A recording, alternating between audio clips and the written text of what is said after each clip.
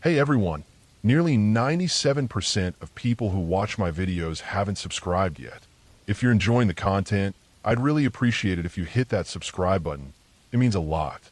Also, be sure to give the video a like and drop a comment below. Your interaction helps more people discover the channel and supports its growth. Thanks a ton for being here.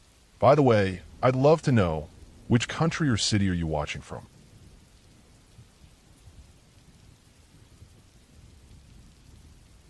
I started that hike already worn down, even though the morning air in the Adirondacks felt sharp and clean in my lungs. It was early spring, the kind of cold that sits on the ground like a thin sheet of ice, even when the sun is out. The trail around the lake was still messy from winter storms. Fallen branches, soft mud, patches of old leaves that hid holes under them. Nothing had been cleaned yet that season, so every step felt like I was walking through land that had been abandoned for months. My legs felt hollow from the day before. I had spent half the night bent over a toilet after eating something bad, and my stomach still felt raw. My head throbbed in a slow, dull way. Even before anything happened, I wasn't in the mood for another hike, but I went anyway because I didn't want to ruin another trip. 4 vacations in a row in the Adirondacks, and this one already felt like the worst. The lake trail was supposed to be simple. One loop, one trailhead, one way in and out unless you fought your way through the thick woods. My ex walked ahead with that relaxed stride he always had on hikes. I trailed behind, picking my steps carefully through mud that sucked at my boots. The forest smelled like wet bark and cold water. Everything felt heavy and damp. About halfway around, we reached the part where the trail bends toward a waterfall. It wasn't a huge waterfall, just a steady curtain of snow melt pouring down a set of dark rocks. I remember the sound of it, a constant rushing that mixed with distant birds and the faint tapping of dripping branches. For a few seconds, I felt calm enough to breathe deeply and just listen to the water. Then I heard the rumbling. At first I thought it was thunder under the ground, some distant shift inside the earth. The sound felt thick, like something big stomping or beating on something hard. It was getting closer, fast. My brain jumped to the worst possible things before I could control it. A bear, a moose, something huge, tearing through the trees with enough force to shake the ground under my feet. Before I could make sense of it, the rumbling turned into a sound I had never heard in my life. It was this deep, bizarre growl that kept rising fast, almost like it was being dragged upward. It didn't sound like anything I'd ever heard in the woods. It sounded artificial, like a special effects noise from some alien movie. It was so unnatural that it didn't even register as an animal. It hit some part of my brain meant for panic. I ran. My lungs were already weak from being sick the day before, but my body didn't care. I pushed forward through the trail, stumbling, grabbing branches to stay upright. The cold air shoved itself into my throat, scraping the inside of my chest. I could feel my heartbeat in my ears. Everything behind me felt wrong, like something was rushing straight at my back. I didn't look. I couldn't. My legs moved before any thought formed in my head.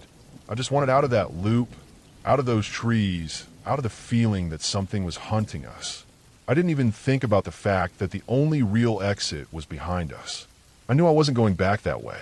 I couldn't bring myself to turn around and face whatever was making that sound. The only way left was straight through the thick bog that ran between one side of the loop and the other. It wasn't meant to be crossed. It was one of those places where the ground looks like normal mud until you step into it and feel your foot sink deeper than you expected. My boots were soaked almost immediately. Every step felt like something was grabbing at my ankles, pulling me down. The mud had this cold, sucking force that gripped harder the longer I stood still, so I kept moving, fast and sloppy. The trees in that bog grew close together, thin and pale, their bark damp and peeling. Branches brushed against my clothes and snapped back like cold fingers. My boots kept slipping, and once I almost went down on my knees into the mud, but managed to catch myself on a stump. It felt like walking through a swamp that didn't want to let me go. My breath came out in fast, painful bursts. My legs shook from the effort. It took forever to make it across, even though it was probably only a few hundred yards. When we finally pushed through the last thick patch of brush and stepped back on a proper trail, I felt like I had dragged half the bog with me. My boots were dripping mud, my jeans smeared with black streaks up to my calves. My hands were shaking. The forest around us looked calm, untouched, like nothing had happened at all. By the time we reached the parking area, my chest felt tight, like it had shrunk. The world around me looked too bright and too still. When I opened the car door, something inside me cracked. The adrenaline drained all at once, and tears just started pouring out. I didn't even try to stop them. My nerves were fried, my body was exhausted, and I felt stupid and terrified at the same time. I remember leaning my forehead against the cool window and try to breathe normally, but every breath felt shaky. I didn't want to be in the Adirondacks anymore after that. I didn't want the woods or the quiet or the trails. The whole trip had been a mess, and that moment in the woods had broken whatever patience I had left. I swore I was done with places like that, and meant it. Years passed before I thought much about that day again. The fear faded into a strange memory that still made my stomach twist. One night, I was sitting in my room trying to relax, listening to different nature recordings. Rain sounds, wind through trees, things like that. I let the playlist keep running while I cleaned, not thinking about it. Then I heard it, that same rising, strange, almost alien sound. The exact noise that had ripped through the quiet woods and sent me running like my life was ending. My whole body froze. A chill went through my back, so fast it felt like electricity. I stood completely still, listening, waiting for that same rush of panic to hit me. For a moment, I felt like I was right back in that damp forest, mud gripping my boots, heart pounding out of control. But then I heard the explanation in the recording. A ruffed grouse, beating its wings during a mating display. A normal bird. A common bird. A bird I had probably walked past 100 times without noticing. The sound that had terrified me, that had made me run through the woods and cry in the car, had come from something no bigger than a chicken. That moment was strange, embarrassing, but also oddly grounding. I'd let myself get swallowed by fear, and my mind had filled in the blanks with something much bigger and darker than the truth. The woods hadn't been hiding anything unnatural that day. I wasn't being hunted. I wasn't in danger. It was just a bird doing what birds do. The ending to that whole experience was simple and almost funny. I had been scared out of my mind by a horny grouse, but understanding it years later didn't erase how real that fear had felt in the moment. It reminded me how quickly the mind can turn a normal sound into a threat when you're tired, sick, and deep in unfamiliar woods. And even now, knowing the truth, I still feel that chill whenever I hear that sound. I guess some moments brand themselves into you, no matter how harmless they turn out to be.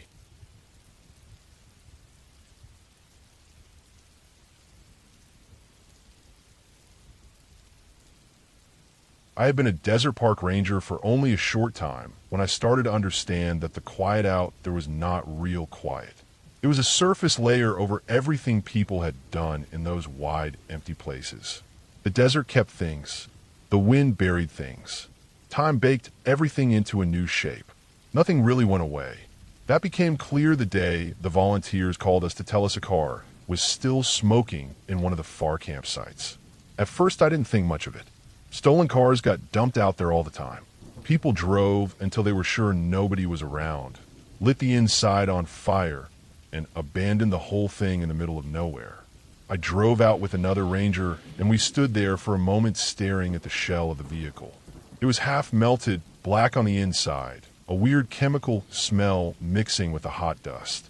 The metal around the windows curled like it had softened and then hardened again.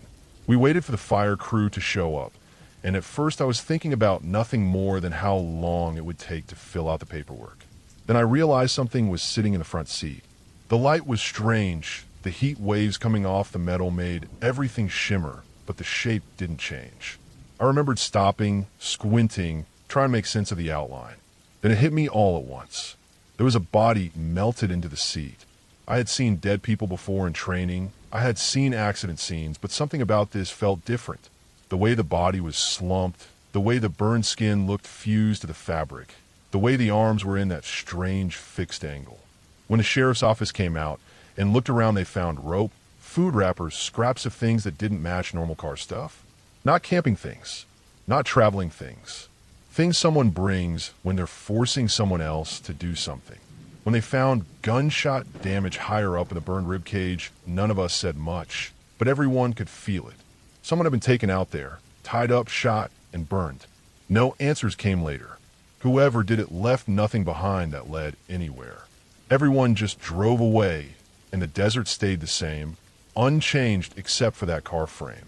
That campsite became the one people asked about most. They called it the haunted site, even though there was nothing haunted about it. Just a really bad ending that nobody knew how to clean off the land. It didn't help that. Not long after, one of the chiefs back in the office got a call from some man saying he was going to end his life. He apparently owned a lot of guns, and he gave a location that sounded like it was almost on our park boundary. Two of my co-workers were sent to check it out. When they arrived, another ranger agency had already reached the scene. My co-workers barely got out of their truck before being waved away. The other agency didn't want more paperwork, and that usually meant the scene was bad. Later, I heard the guy had shot himself once, but not in the right place, tried to walk for help, and collapsed. There was blood spread over a long stretch of gravel and sand where he had staggered. The ranger who had found him wasn't one of ours. She had only just lost her own husband the same way a month earlier. I thought about her a lot afterward, how heavy that must have been, how she still had to drive home that night alone. The desert always felt strong to me, but moments like that made me feel like it soaked up more pain than anything else. But the moment that stayed with me the most happened when I was new and still trying to get used to being responsible for two closed parks. These places were 30 miles from the closest lived-in houses, and even those houses were usually empty in summer. The heat pushed people out, even the ranchers.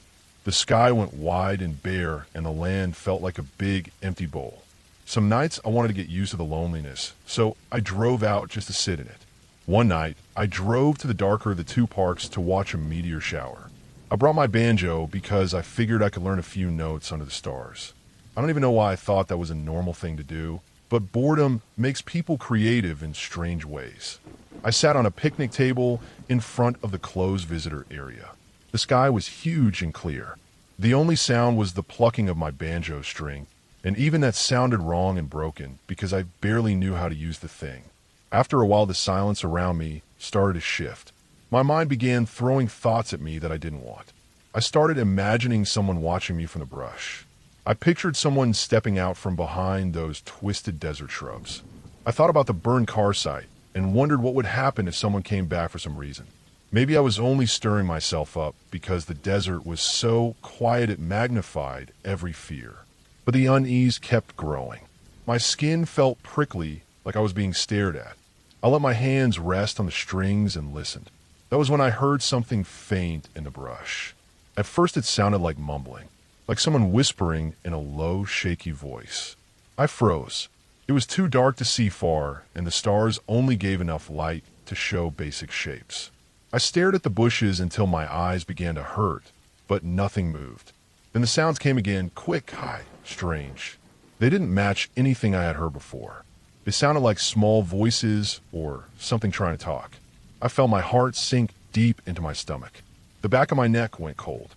I remember thinking that nobody was supposed to be out there. Not at night, not that far in, and not in that direction. There weren't even roads close enough for someone to hide a car without me hearing it. The rustling grew closer, and I couldn't take my eyes off the shadows. I kept imagining the worst possible person stepping out. I kept imagining a child-sized shape, which somehow made it worse. My breathing went tight and fast.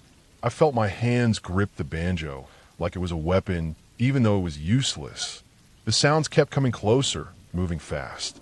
Then suddenly 3 shapes burst through the creosote bushes in a blur of movement. Not people, not children, coyotes. 3 of them running full speed, letting out sharp yips as they passed only a few feet from me. They never even looked at me. They didn't care that I was there. They owned the place far more than I ever would. They bounded through the open clearing and disappeared into the dark again without a pause. I sat there shaking so hard the banjo neck rattled. The stars looked different after that. Not relaxing, not peaceful, just indifferent. I realized how small I was out there, how little control I had over anything. All the human problems, All the terrible things people had done in that desert, all the things the sand still held the memory of, none of it mattered to the land itself. It just kept going. It didn't protect anyone or warn anyone or make anything safer. I packed up my things slowly and left. I never played the banjo at that spot again. I still patrolled the area, still handled calls, still did my job, but I never went out there alone in the dark for fun after that. I understood too much about what the desert held and how easily anything could happen without a sound. The burn car, the suicide scenes, the loneliness, the way fear could twist shadows into shapes. All of it blended together until I realized that the scariest part of being a desert ranger wasn't the things I could see. It was knowing how many things could happen out there without anyone ever noticing. And that was the clearest ending I ever got from that place. The desert wasn't haunted. It was just honest. It showed me exactly how small and fragile I was. And after that night, I never forgot it.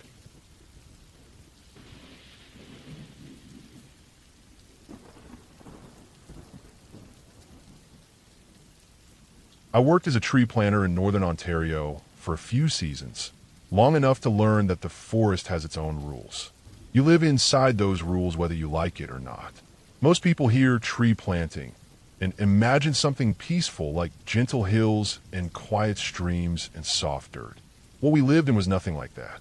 It was deep bush, hours away from anything familiar, only reachable by rough logging roads that tore up the trucks and shook you until your bones hurt.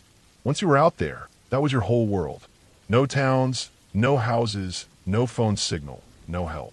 Just forest, animals, weather, and whatever was inside your head when the dark settled over your camp. We lived in tents thrown up on whatever patch of level ground we could find. Some nights the wind shook the nylon so hard I thought the poles would snap. Other nights, everything went silent in a way that made my skin crawl. The silence out there was different from regular quiet. It felt heavy, like the forest was holding its breath. You notice every sound when you're that far from civilization. Every twig snap means something. Every crack in the trees makes you freeze for a moment. Most strange things out there could be explained. Sometimes the mind twisted shadows into figures. Sometimes the forest made noise that didn't match anything familiar. That was normal, but there were a few things that still stick to me, things I think about even now.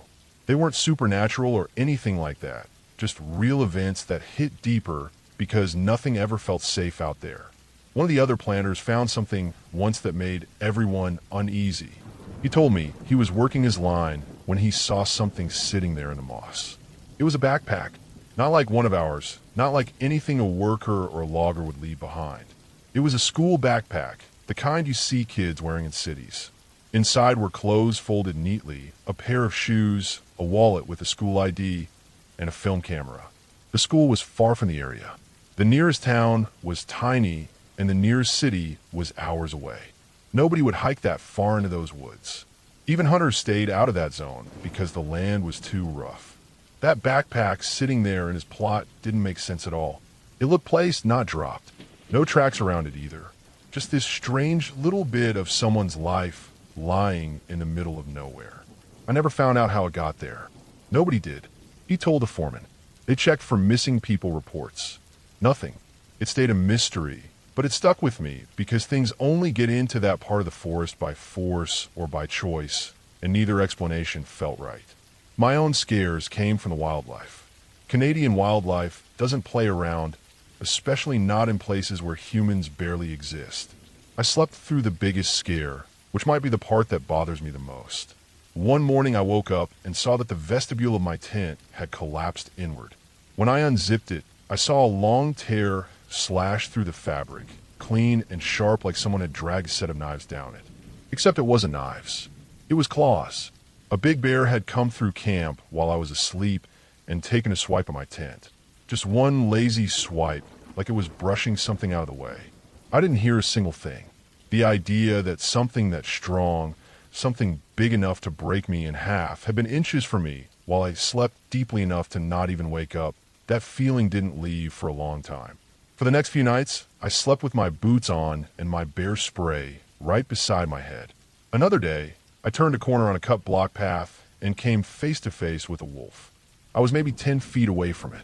10 feet is nothing when you're talking about a predator that moves faster than you can think. It stood there, staring at me, huge shoulders, yellow eyes, ribs showing slightly under its coat. Its head was low, but not aggressive, just curious or cautious. I froze completely, not even breathing for a few seconds. I didn't run. Running triggers them. I just stood there until it lost interest and padded off into the trees. The silence after it left felt like the whole forest was waiting to see what I would do next. I didn't move for almost a full minute. That moment never left me. Animals in the wild don't act like the ones you see in pictures or videos. They're unpredictable, and you feel that in your bones. But the moment that truly shook me happened on a planting day when I was alone on my piece. I had just finished a line and was heading back to refill seedlings. The area was open but surrounded by dense bush. I walked the same short path I'd walked maybe 5 minutes earlier. When I reached the spot I had planted last, I saw them. 2 fresh sets of tracks, deep, clear, pressed into the soft ground. The prints were huge, unmistakable. A mother bear and her cub. They had walked exactly where I had been minutes earlier, maybe even while my back was turned.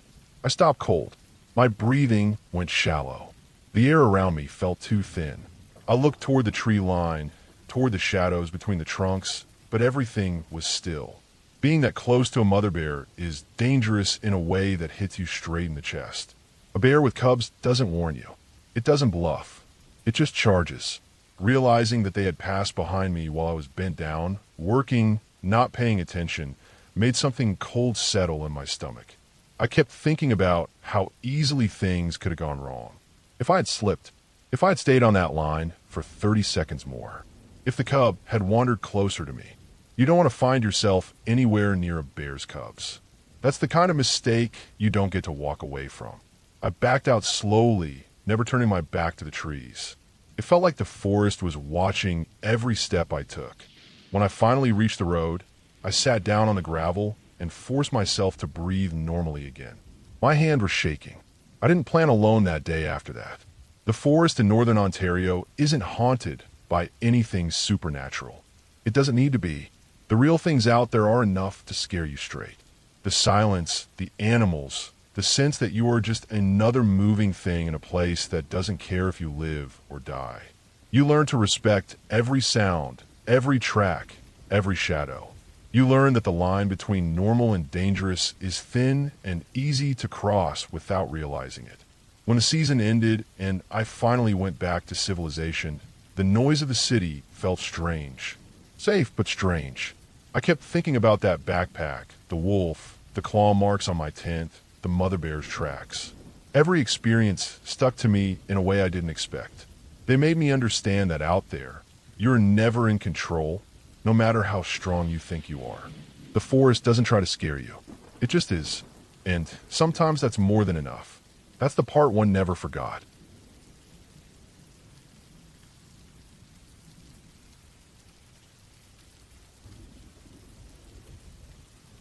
I spent that whole morning trying to get away from everything that had been eating at me. I had driven into the Rockies without much of a plan, just a dull wish to be anywhere except around the person who had been draining me for months. I picked a thin trail that cut through a patch of pines, but I stepped off it after only a few minutes. I didn't want anything predictable. I just wanted cold air, open trees, and the feeling that I was somewhere no one would think to look for me. I didn't care where I ended up as long as it was far from the noise I had been living in. The air was sharp and clean, the kind that stings the nose but wakes you up. The ground was a mess of old snow, dead grass, and mud.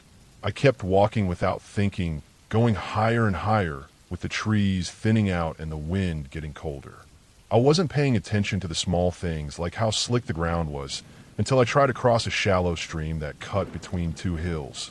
The top layer of ice looked solid enough, but the moment I put weight on it, the whole thing cracked under me. I went down hard, both feet sliding forward, my back hitting the frozen edge before I splashed into the shallow water. The shock of the cold hit me so fast it knocked the air out of my chest. I just sat there for a moment, soaking wet from the waist down, and the only thing I felt was tired. I didn't even bother swearing at first. I just stared at the water dripping off my sleeves. and I said to myself in my head that I wasn't going back to the car. I wasn't ready to. The cold didn't matter. The wet clothes didn't matter. I just kept going. The slope on the other side of the stream was steep enough that I had to pull myself up by grabbing roots and rocks. My hands were shaking from the cold, but I didn't stop.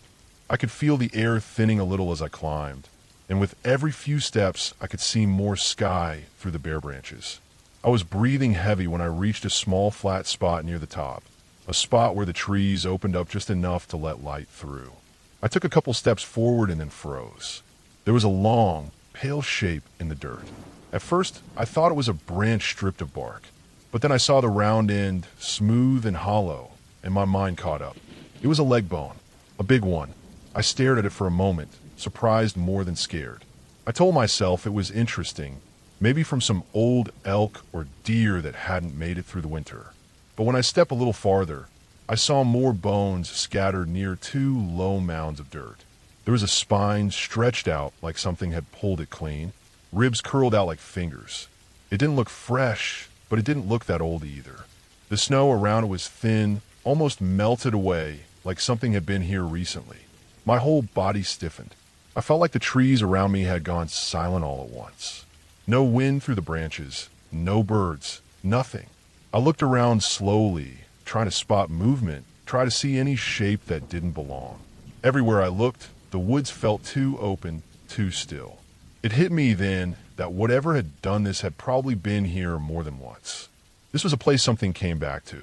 Something strong enough to pull an animal apart like that. Something that didn't mind getting close to where I was standing. I took a picture of the bones without really thinking why. Maybe I wanted proof that I wasn't imagining it.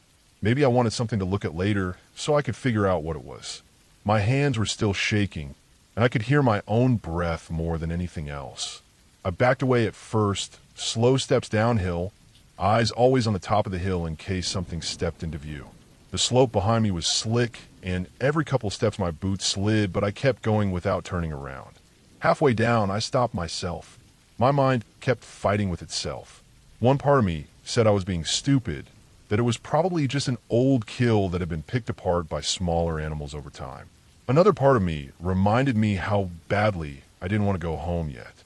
I wasn't ready to sit in my car, soaked and miserable with nothing but my own thoughts again. I stood there dripping from my knees down, breathing the cold air, tried to convince myself I was overreacting. I turned back uphill. Only a few steps.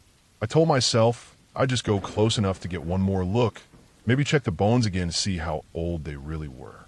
The moment I started climbing back up, something shifted at the top. Just a small sound, but I knew the sound of weight on dry dirt.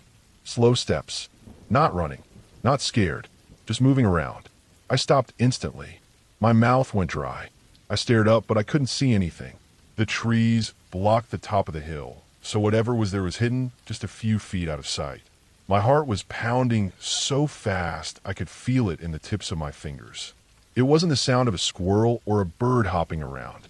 It was heavier, careful, a slow, steady shift of weight, like something that knew this place better than I did. I didn't bother testing my luck again.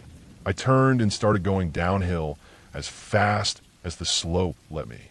My boots slipped on the wet ground, and once my foot twisted so hard I almost went tumbling, but I caught myself on a branch and kept moving. The closer I got to the stream, the louder the water sounded, and for a moment I thought maybe the rushing noise would calm me down. But when I stepped onto the edge of the ice again, it broke under me just like before. I went straight into the water for the second time, soaking the rest of me. This time the cold didn't just sting. It felt like someone had poured ice straight into my chest. I scrambled up the bank on the other side and didn't stop to look back. My wet clothes dragged on my body, making every step heavier, but I didn't let myself slow down until I hit the line of trees where I had started earlier that day. Only then did I stop and breathe, leaning my hands on my knees, letting the cold air burn my lungs. The woods behind me stayed silent. When I finally made it back to my car, my legs were shaking and my clothes were freezing stiff around the edges. I sat in the driver's seat and turned the heat on full blast. But even as the warmth filled the car, I kept watching the tree line like something might step out at any second. Nothing did. The woods stayed still, like they had swallowed whatever had been up there the moment I left. I drove away slowly, not because of the road, but because I felt like I had walked right up to something I shouldn't have seen. Something that I'd been watching from just out of sight the whole time. Even now, I can picture that spot on the hill, the pale bones in the dirt, the sudden silence of the trees. I know something was up there. I know it was close. And the worst part is realizing that if I had taken just a few more steps that day, I probably would have found out exactly what it was.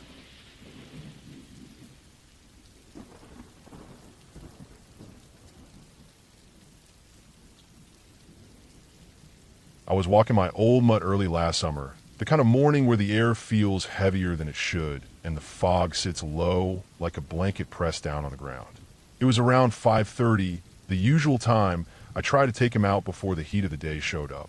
I live in a semi-rural area, close enough to town that I could see a few porch lights from the road, but far enough into the woods that animal sounds feel normal. Bears, coyotes, the occasional cougar or bobcat, all things I had grown up knowing how to handle. I never thought much about them. You see one, you back away slow, or make yourself big, or keep moving depending on what it is. It's part of living out here. That morning felt normal at first. The fog was thick, but it made the whole place look soft, almost calm. The air felt cool enough that I thought about jogging instead of walking, because my dog liked to run when it wasn't too warm and I felt awake enough to pick up the pace. But right before I sped up, my dog stopped dead in the middle of the road. He planted his paws so hard it almost jerked the leash out of my hand. His ears shot straight up, not in curiosity, but in pure focus, the kind that comes from something he knew wasn't right. This dog had seen bears, had seen coyotes and deer and raccoons and all sorts of things. He never acted like this. He always stayed calm or barked or paced, but he never froze like he was trying to become part of the ground. At first I thought maybe there was a deer standing in the fog, or maybe a coyote moving through the brush. But the way he lowered his head and pushed his chest forward told me it was something else. He started to growl, slow at first, low enough that I felt it through the leash before I heard it. Then it grew into this deep, tearing rumble that didn't sound like anything he had ever done before. It didn't even sound like it came from him. It was too full of fear.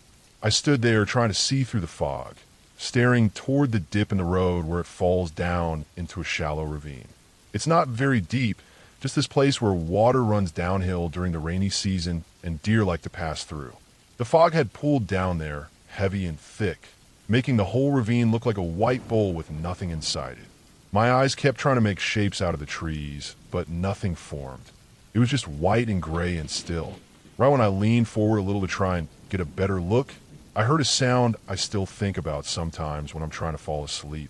It came from the ravine, but echoed up through the trees like something big had opened its mouth and pushed all the air out of it at once. It was deep and sharp at the same time, almost like metal being dragged, but with something alive inside the tone. It wasn't a coyote. It wasn't a bear. I had heard both many times. This sound was too wide, too thick, too angry in a way that didn't match anything I'd ever learned to prepare for. My dog's growl broke apart into these fast bursts, like he was trying to form a bark but couldn't get it out right. His lips were pulled back so hard I could see every tooth he had left, and the fur along his shoulders was standing like he was electrified. Then the sound came again, deeper this time, rolling through the fog as if it had been closer. My whole body locked up. I felt my heart beating in my throat, and I had this strange cold feeling in my hands, even though the air was warm enough to leave them comfortable. Something inside me just told me this wasn't normal. I had been in situations with animals before, and even when I felt scared, I always had that part of my mind saying, you know what to do, remember the rules, follow the plan. This time, there was nothing. Just that cold, heavy feeling spreading through my stomach, as if I had stepped into something I wasn't supposed to see. My dog refused to move. He was so stiff, I had to tug the leash with both hands, but he held his ground like he was welded to the road. The sound came a third time, long and drawn out, so deep it felt like it was shaking the ground under my feet. That's when I stopped trying to look through the fog. I wasn't thinking about what animal it might be. I wasn't thinking about what I should do. I only knew that staying there was wrong. Not dangerous in the usual sense, but wrong in a way that felt personal, like something out there didn't want us near it. I did something I never thought I would do. I kicked my dog lightly in the side, not to hurt him, but to break him out of whatever fear had locked him in place. He snapped out of it enough to stumble forward, and the moment he moved, I turned around and ran. I didn't look back. I kept my head down and focused on the road under my feet.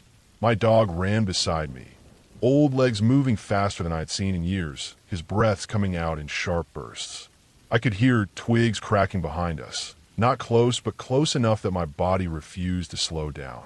The fog seemed thicker as we moved through it, wrapping around us like wet cloth. Every time my foot hit the ground, I felt another jolt of panic in my chest, and the driveway never felt farther away than it did in that moment. When we reached the gate, I slammed it shut behind us, even though I knew whatever was in that fog wouldn't care about a bit of wood and metal. I didn't stop moving. I ran up the driveway and stumbled into the house, my dog pushing through the doorway, right behind me. The moment we were inside, I felt my knees give out, and I dropped into a chair. My whole body was shaking so hard my teeth bit down on my tongue. My dog didn't come sit with me. Instead, he stood pressed against the window, like he was expecting something to step out of the fog and follow us up the road. He didn't bark. He didn't growl. He just watched with this rigid stillness that made me even more nervous. I kept trying to make sense of the sound in my head, going through every animal I had ever heard out here. Bears make noise, but they don't sound like that. Coyotes scream, but they don't have that weight in their voice. Cougars can make awful sounds, but they don't have that deep tearing edge. Nothing matched. I tried to tell myself it could have been two animals at once, or maybe something injured. Maybe it was a bear with a damaged throat or a coyote echoing off the trees. I tried everything to make it fit into something normal.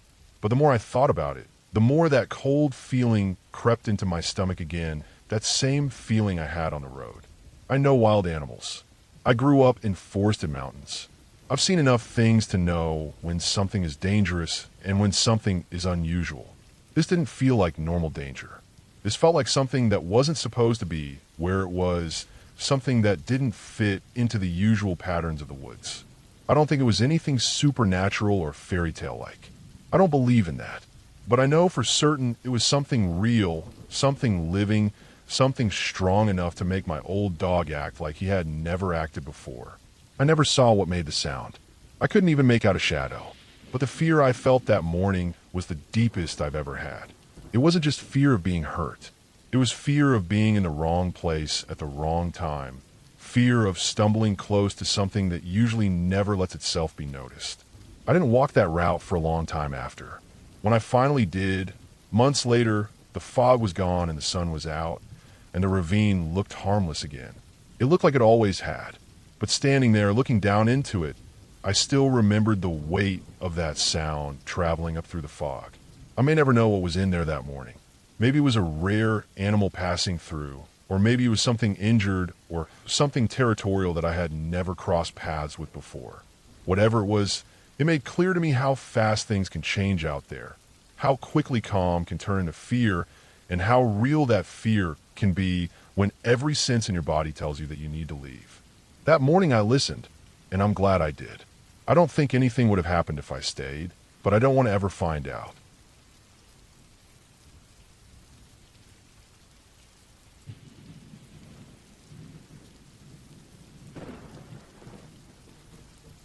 I remember the exact stretch of trail where it happened because nothing about that day felt strange until the moment it all shifted. My husband and I had taken the day off to get away from everything for a few hours, and we picked a state park on the East Coast that we knew would be almost empty in the middle of a work week. The sky was pale and open, the kind of sky that doesn't distract you, just hangs above you like a blank sheet. The air felt cool and steady. The leaves were dry under our boots, breaking with that sharp sound that always follows you around in the woods. Our dog trotted ahead, stopping every so often to sniff the ground and glance back at us, as if making sure we were moving fast enough for his standards. The whole place felt quiet in that simple way nature gets when you're far from people. We had heard a couple birds, maybe a squirrel somewhere in the brush, nothing more. The trails wound gently through the trees, sometimes narrow and shaded, sometimes wide and bright. It felt calm. It felt predictable. That was what made the moment it changed hit so hard. I first noticed something was wrong when the silence around us felt heavier, almost tight. I couldn't describe it exactly, but the sound of our footsteps became sharper, like the woods around us had stopped absorbing noise. Even the bird song faded out. It didn't feel like a storm was coming, and it didn't feel like an animal was close by. It was the kind of silence that shouldn't exist out in open woods on a normal day. Then I heard it. It was soft at first, like a low hum. I thought maybe it was my breathing, but the pattern was too steady. The sound didn't waver. It had a rhythm to it, slow and deep, almost like a group of people chanting from far away. My first reaction was confusion, because there was no place in those woods for a group of people to gather without us noticing earlier. It was midday on a random weekday. We had only seen 2 other hikers the entire time. The sound didn't fit anything I could explain.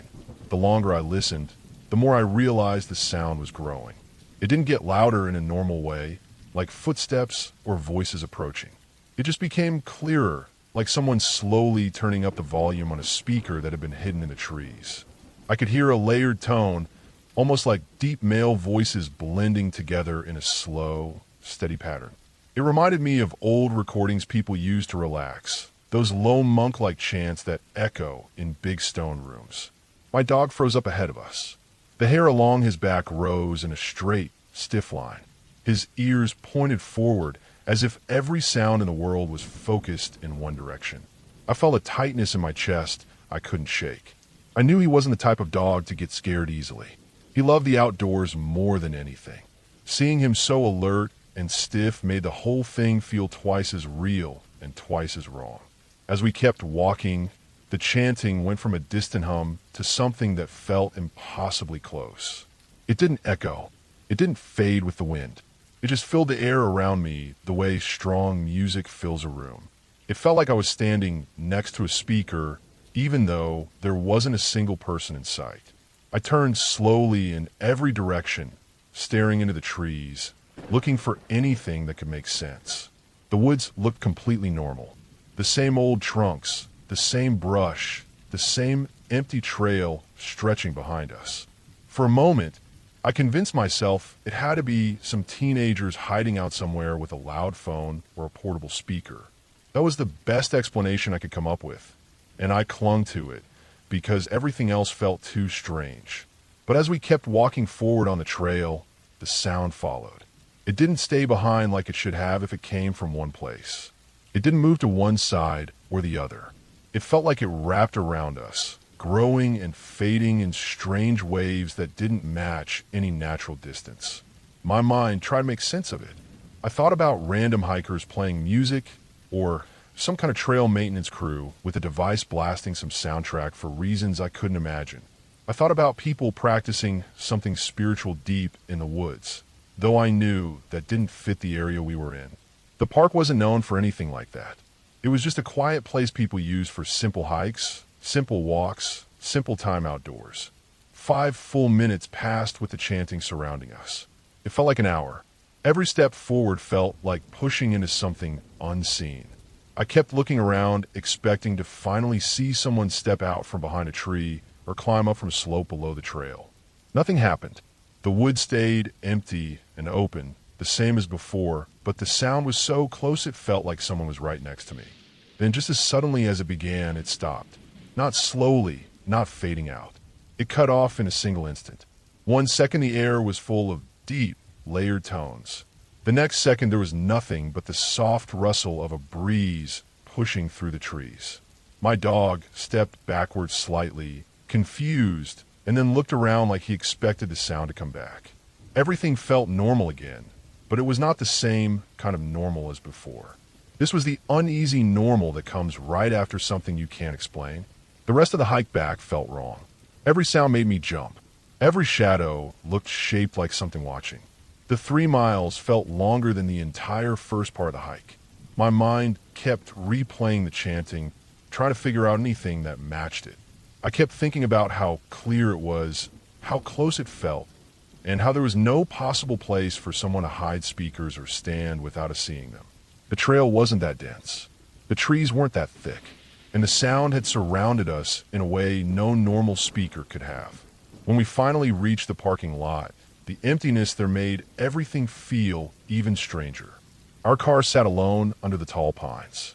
No other people, no other cars, no signs that anyone had been around us in the last hour. As I opened the door and climbed inside, I felt a cold heaviness in my stomach, like my body understood something that my mind couldn't bring itself to accept yet. Over time, I tried to find a normal explanation. I searched online for anything about sound traveling strangely in the woods, or people chanting in that area, or hikers hearing odd noises. I found nothing that matched. Sound can travel far in open spaces, but not in the way we heard it. It doesn't move with you, it doesn't wrap around you, and it doesn't stop all at once like someone flipping a switch. What stays with me the most is the feeling in those 5 minutes. Not fear in the sense of danger, but fear in the sense of something that didn't belong in the world I thought I understood. Something real, but not explained. Something human, but not visible. Something that felt planned, timed, and intentional even though no one was there. I still think about it when I walk through quiet woods. I think about how normal everything felt before it happened, and how quickly that normal feeling can disappear. I think about the sound rising up out of nowhere, steady and deep, and how the air seemed to pull tight around us. I think about the way it stopped all at once, like someone decided we had heard enough. What I know for sure is that it happened. I heard it clearly. My husband heard it. My dog sensed it before either of us did. It was real in every way sound can be real. And even though I never saw a single person or object that could explain it, I know that whatever produced that chanting was somewhere close by. The part that makes it stick with me, even now, is the way it followed us. The woods stayed empty, but the sound didn't act like it came from the woods. It acted like it came from us, like it knew exactly where we were every second. And the truth I finally settled on is simple. The woods are big, and not everything that happens out there is meant to be seen. Some things stay hidden, not because they are supernatural, but because the people behind them want it that way. Someone was out there that day. Someone was doing something they didn't want interrupted. And for 5 minutes, I heard it clearer than anyone should have. The silence afterward told me everything I needed to know. Whoever they were, they knew we were there. And they decided it was time for us to leave.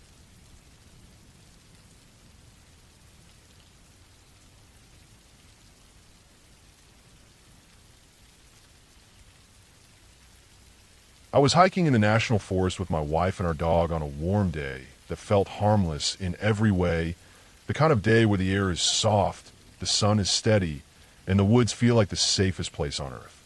The first couple miles of the trail were crowded with families, college kids, and older folks who walked slow but looked like they had been doing this for years. The trail to the waterfall was always like that, busy and loud, full of splashing and laughing and the kind of noise that makes the woods feel less wild. It was almost comforting how normal it all felt. Our dog was pulling ahead, tail up, nose low to the ground, sniffing every rock and branch like she wanted to memorize the whole forest. The waterfall was the usual scene, a wide pool under a drop of cold water that steamed a little in the sunlight. People were jumping in, some were sunbathing on warm rocks, and kids were shouting about how cold the water was. We didn't stay long because we had seen this place many times before, and we both wanted a quieter trail. The climb past the waterfall wasn't huge, but it was enough to keep almost everyone down at the pool. Once we passed that point, the noise faded fast, replaced by nothing but wind through leaves and the crunch of dirt under our boots.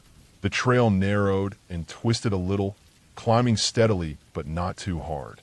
Our dog acted like she could walk forever, the kind of endless energy that always made us smile. We walked another mile or two without seeing a single person.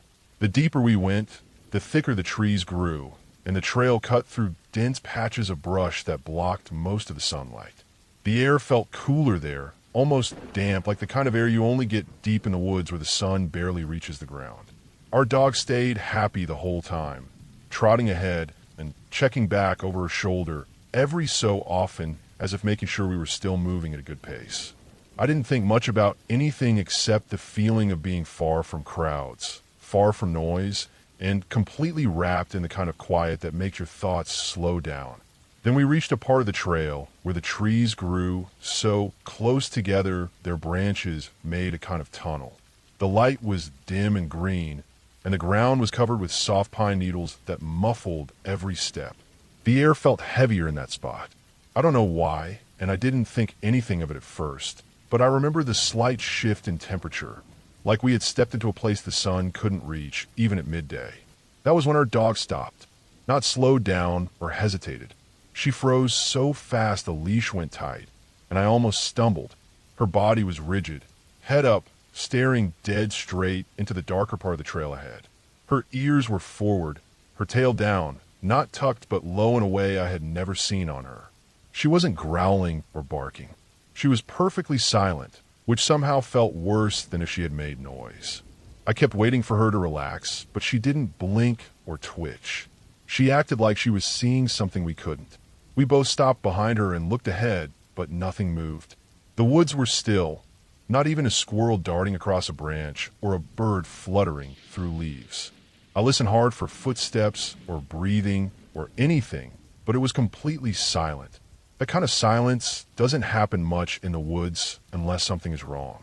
I didn't want to admit that at the time, but that thought stuck in the back of my head. Our dog slowly lowered herself, like she wanted to make her body smaller, and then she started whining in a low, panic sound that seemed to come from deep in her chest. When she pulled on the leash, it wasn't excitement or impatience. She was trying to drag us back the way we came, pulling harder than she ever had before on a hike. She kept glancing behind us like she wanted us to move faster. I tried to look into the darkness ahead again, forcing myself to scan every shadow. It felt like something was there. Not something supernatural or impossible, but something real, something that didn't want to be seen. The thick trees made it hard to see more than a few yards ahead. The ground dipped slightly, and the trail curved out of sight. Anything could have been around that bend, and our dog acted like she knew exactly what it was, even if we didn't. I thought about bears, even though black bears in that area usually ran at the first sign of people. Still, a startled one could act strange. A coyote crossed my mind too, or even something as simple as a deer that she picked up on before we could. But I had seen her react to animals before, and she never acted this scared. She had chased coyotes away from the backyard before. She had barked at deer. She had never once tried to run from anything. I kept trying to come up with a normal explanation, but none of them fit the way she looked, the way she pushed back against the leash with everything she had. We didn't say anything to each other. We didn't need to. The look in her eyes was enough to tell us that whatever was ahead was something she wanted nothing to do with. That alone felt like a warning stronger than anything else. I felt the muscles in my back tighten, and a wave of heat ran through me like my body was trying to get me to move before my brain could catch up. We turned around and started back up the trail fast, not running, but walking with a pace that felt just short of it. Our dog kept checking behind us, ears pinned back, tail still low. Every time she looked, I felt that same heavy silence pressing against us. It felt like something was watching. I never saw anything in the trees or heard anything moving, but the feeling stuck to me the entire hike back. I kept imagining something large just out of sight, stepping carefully, matching our pace, staying close enough to follow but far enough to hide. I didn't know if it was real or if my imagination was doing what it always does when fear creeps in, but the feeling stayed strong and steady. Once we reached the waterfall again, the noise from the crowd hit us like stepping out of a dark room in a bright sunlight. Kids were shouting, water was splashing, people were laughing. The normal world came rushing back in seconds, but our dog didn't relax until we were almost back at the parking lot. Only then did her tail lift a little and her walk return to normal. I kept looking back down the trail, half expecting to see someone or something appear, but nothing ever did. I think about that moment more than I should. I have replayed that stretch of trail in my head hundreds of times, trying to figure out what was waiting in that quiet bend. Maybe it was just a big animal. Maybe it was a person hiding in the woods for reasons I don't want to imagine. Maybe it was nothing at all, just a mix of shadows and silence that tricked us. But I don't believe that. I trust my dog more than anything in the wild, and I know fear when I see it. Whatever was ahead of us that day was something she wanted no part of, something she believed was dangerous enough to run from. I'll never know what it was, And that's the part that sticks with me even years later. We listened to her, and we walked away fast. And maybe that decision saved us from something we weren't meant to see. I'm grateful for that. I'm grateful we trusted the only warning we got. Some things in the woods don't announce themselves. Some things stay hidden until you step too close. That day we stopped before we crossed that line. And I think that's why we're still here.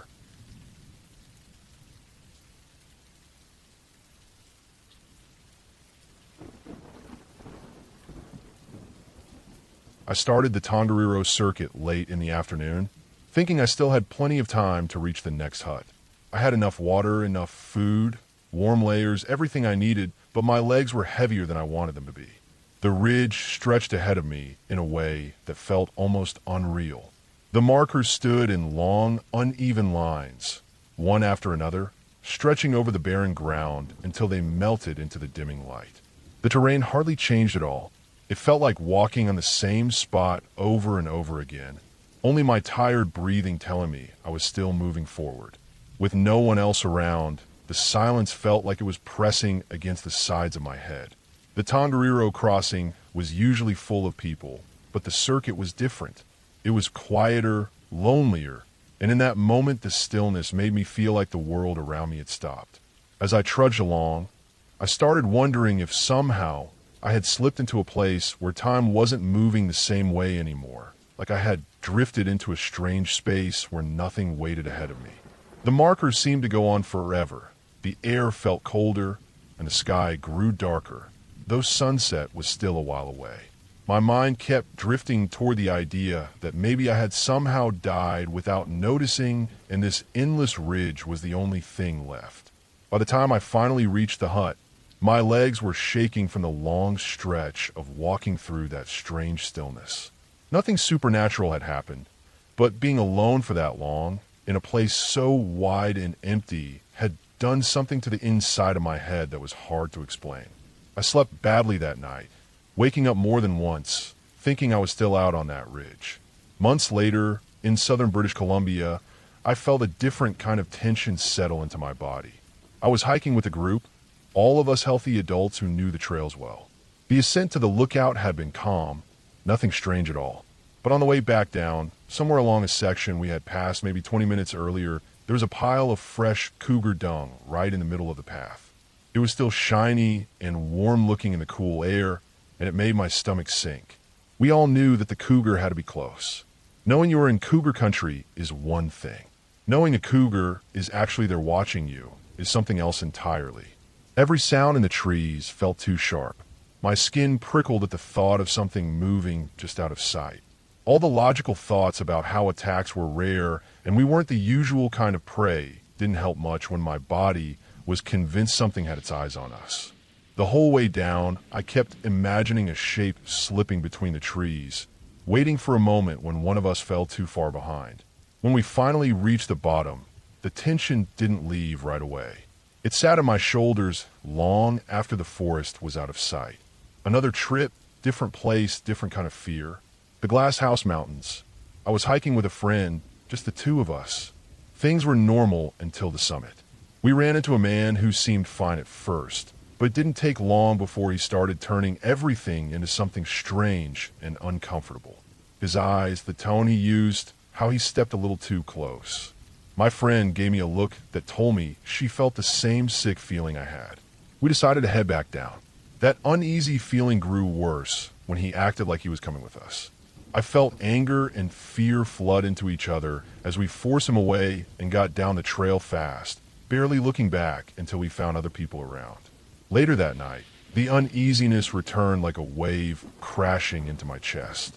While we sat beside our tent out of sight, we heard a man moving from campsite to campsite, asking if anyone had seen two women. Our neighbors said no, but the man lingered long enough that I held my breath until my chest ached. I knew it was him. The idea that he had walked through every campground and hostel looking for us made my skin crawl in a way that was hard to shake off. I lay awake for hours, listening for footsteps outside the tent. Not all moments were threatening, but some were wild in a way that left a lasting mark. One night in Maine, sitting by a fire, the woods suddenly exploded with this huge crashing sound. I ran to the van with my heart hammering so loudly I could barely think. When I peeked out through the windshield, a massive bull moose burst out from the trees. Its size didn't seem real. Its legs moved with this strange mix of heaviness and speed. It charged right through the campsite and disappeared into the opposite woods as fast as it had come. My whole body was shaking, partly from fear and partly from the shock of being so close to something that powerful. But the experience that stayed with me the most happened in the Rocky Mountains. It started with a high-pitched scream coming from far off. We all assumed it was a cougar, but it was distant enough that we kept walking, even though it made the air feel tighter around us. A few minutes later, one of my friends started laughing suddenly, way too loudly for how quiet things had been.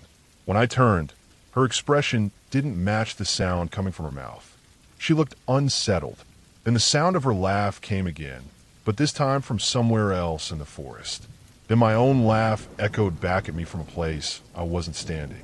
Soon all of us could hear our own voices, laughing from spots we couldn't pinpoint. It wasn't the roar of something large or the crack of branches underweight. It was our own voices coming from the woods, thin and sharp, twisted a little by distance. There were no other people around, so we didn't know what could mimic us like that. Maybe the shape of the valley was bouncing sound around in a weird way. Maybe it was some echo pattern we didn't understand. But it felt wrong. It made my skin feel too tight, my breathing too fast. We kept moving until the path joined a more popular track, because being alone didn't feel safe anymore. Even when we saw other hikers, that strange feeling didn't let go. Every time the trail emptied around us, we could faintly hear laughter again, thin and distant, like the forest was replaying it. None of these moments were supernatural. Nothing magical or impossible happened. Every sound had an explanation somewhere. Every fear had a realistic cause. But those experiences piled up inside me, shaping the way I move through the world now. The long, lonely ridges, the heavy silence, the signs of predators close by, the feeling of being watched when someone with bad intentions locks onto you, the shock of huge wild animals moving where they want, the strange echoes of human voices that don't come from human mouths. All of it sits in my memory as a reminder that the world doesn't need ghosts or fairy tales to unsettle you. Sometimes the real world is enough to scare you in ways you don't forget. And the clear ending for me is this. Every one of those moments taught me the same thing. The most frightening things out there aren't monsters or spirits. They're loneliness, wild animals, unpredictable people, and the sudden realization that nature and the world around you don't need to explain anything before they decide to remind you how small you really are.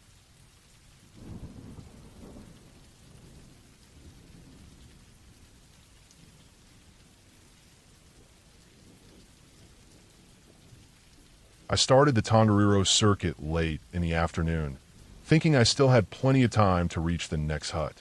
I had enough water, enough food, warm layers, everything I needed, but my legs were heavier than I wanted them to be. The ridge stretched ahead of me in a way that felt almost unreal. The markers stood in long, uneven lines, one after another, stretching over the barren ground until they melted into the dimming light. The terrain hardly changed at all. It felt like walking on the same spot over and over again, only my tired breathing telling me I was still moving forward. With no one else around, the silence felt like it was pressing against the sides of my head. The Tongariro crossing was usually full of people, but the circuit was different. It was quieter, lonelier, and in that moment the stillness made me feel like the world around me had stopped. As I trudged along, I started wondering if somehow I had slipped into a place where time wasn't moving the same way anymore, like I had drifted into a strange space where nothing waited ahead of me. The markers seemed to go on forever. The air felt colder, and the sky grew darker, though sunset was still a while away. My mind kept drifting toward the idea that maybe I had somehow died without noticing, and this endless ridge was the only thing left. By the time I finally reached the hut, my legs were shaking from the long stretch of walking through that strange stillness. Nothing supernatural had happened, but being alone for that long, in a place so wide and empty, had done something to the inside of my head that was hard to explain. I slept badly that night, waking up more than once, thinking I was still out on that ridge. Months later, in southern British Columbia, I felt a different kind of tension settle into my body. I was hiking with a group, all of us healthy adults who knew the trails well. The ascent to the lookout had been calm, nothing strange at all. But on the way back down, somewhere along a section we had passed maybe 20 minutes earlier, there was a pile of fresh cougar dung right in the middle of the path. It was still shiny and warm-looking in the cool air, and it made my stomach sink. We all knew that the cougar had to be close. Knowing you're in cougar country is one thing. Knowing a cougar is actually there watching you is something else entirely.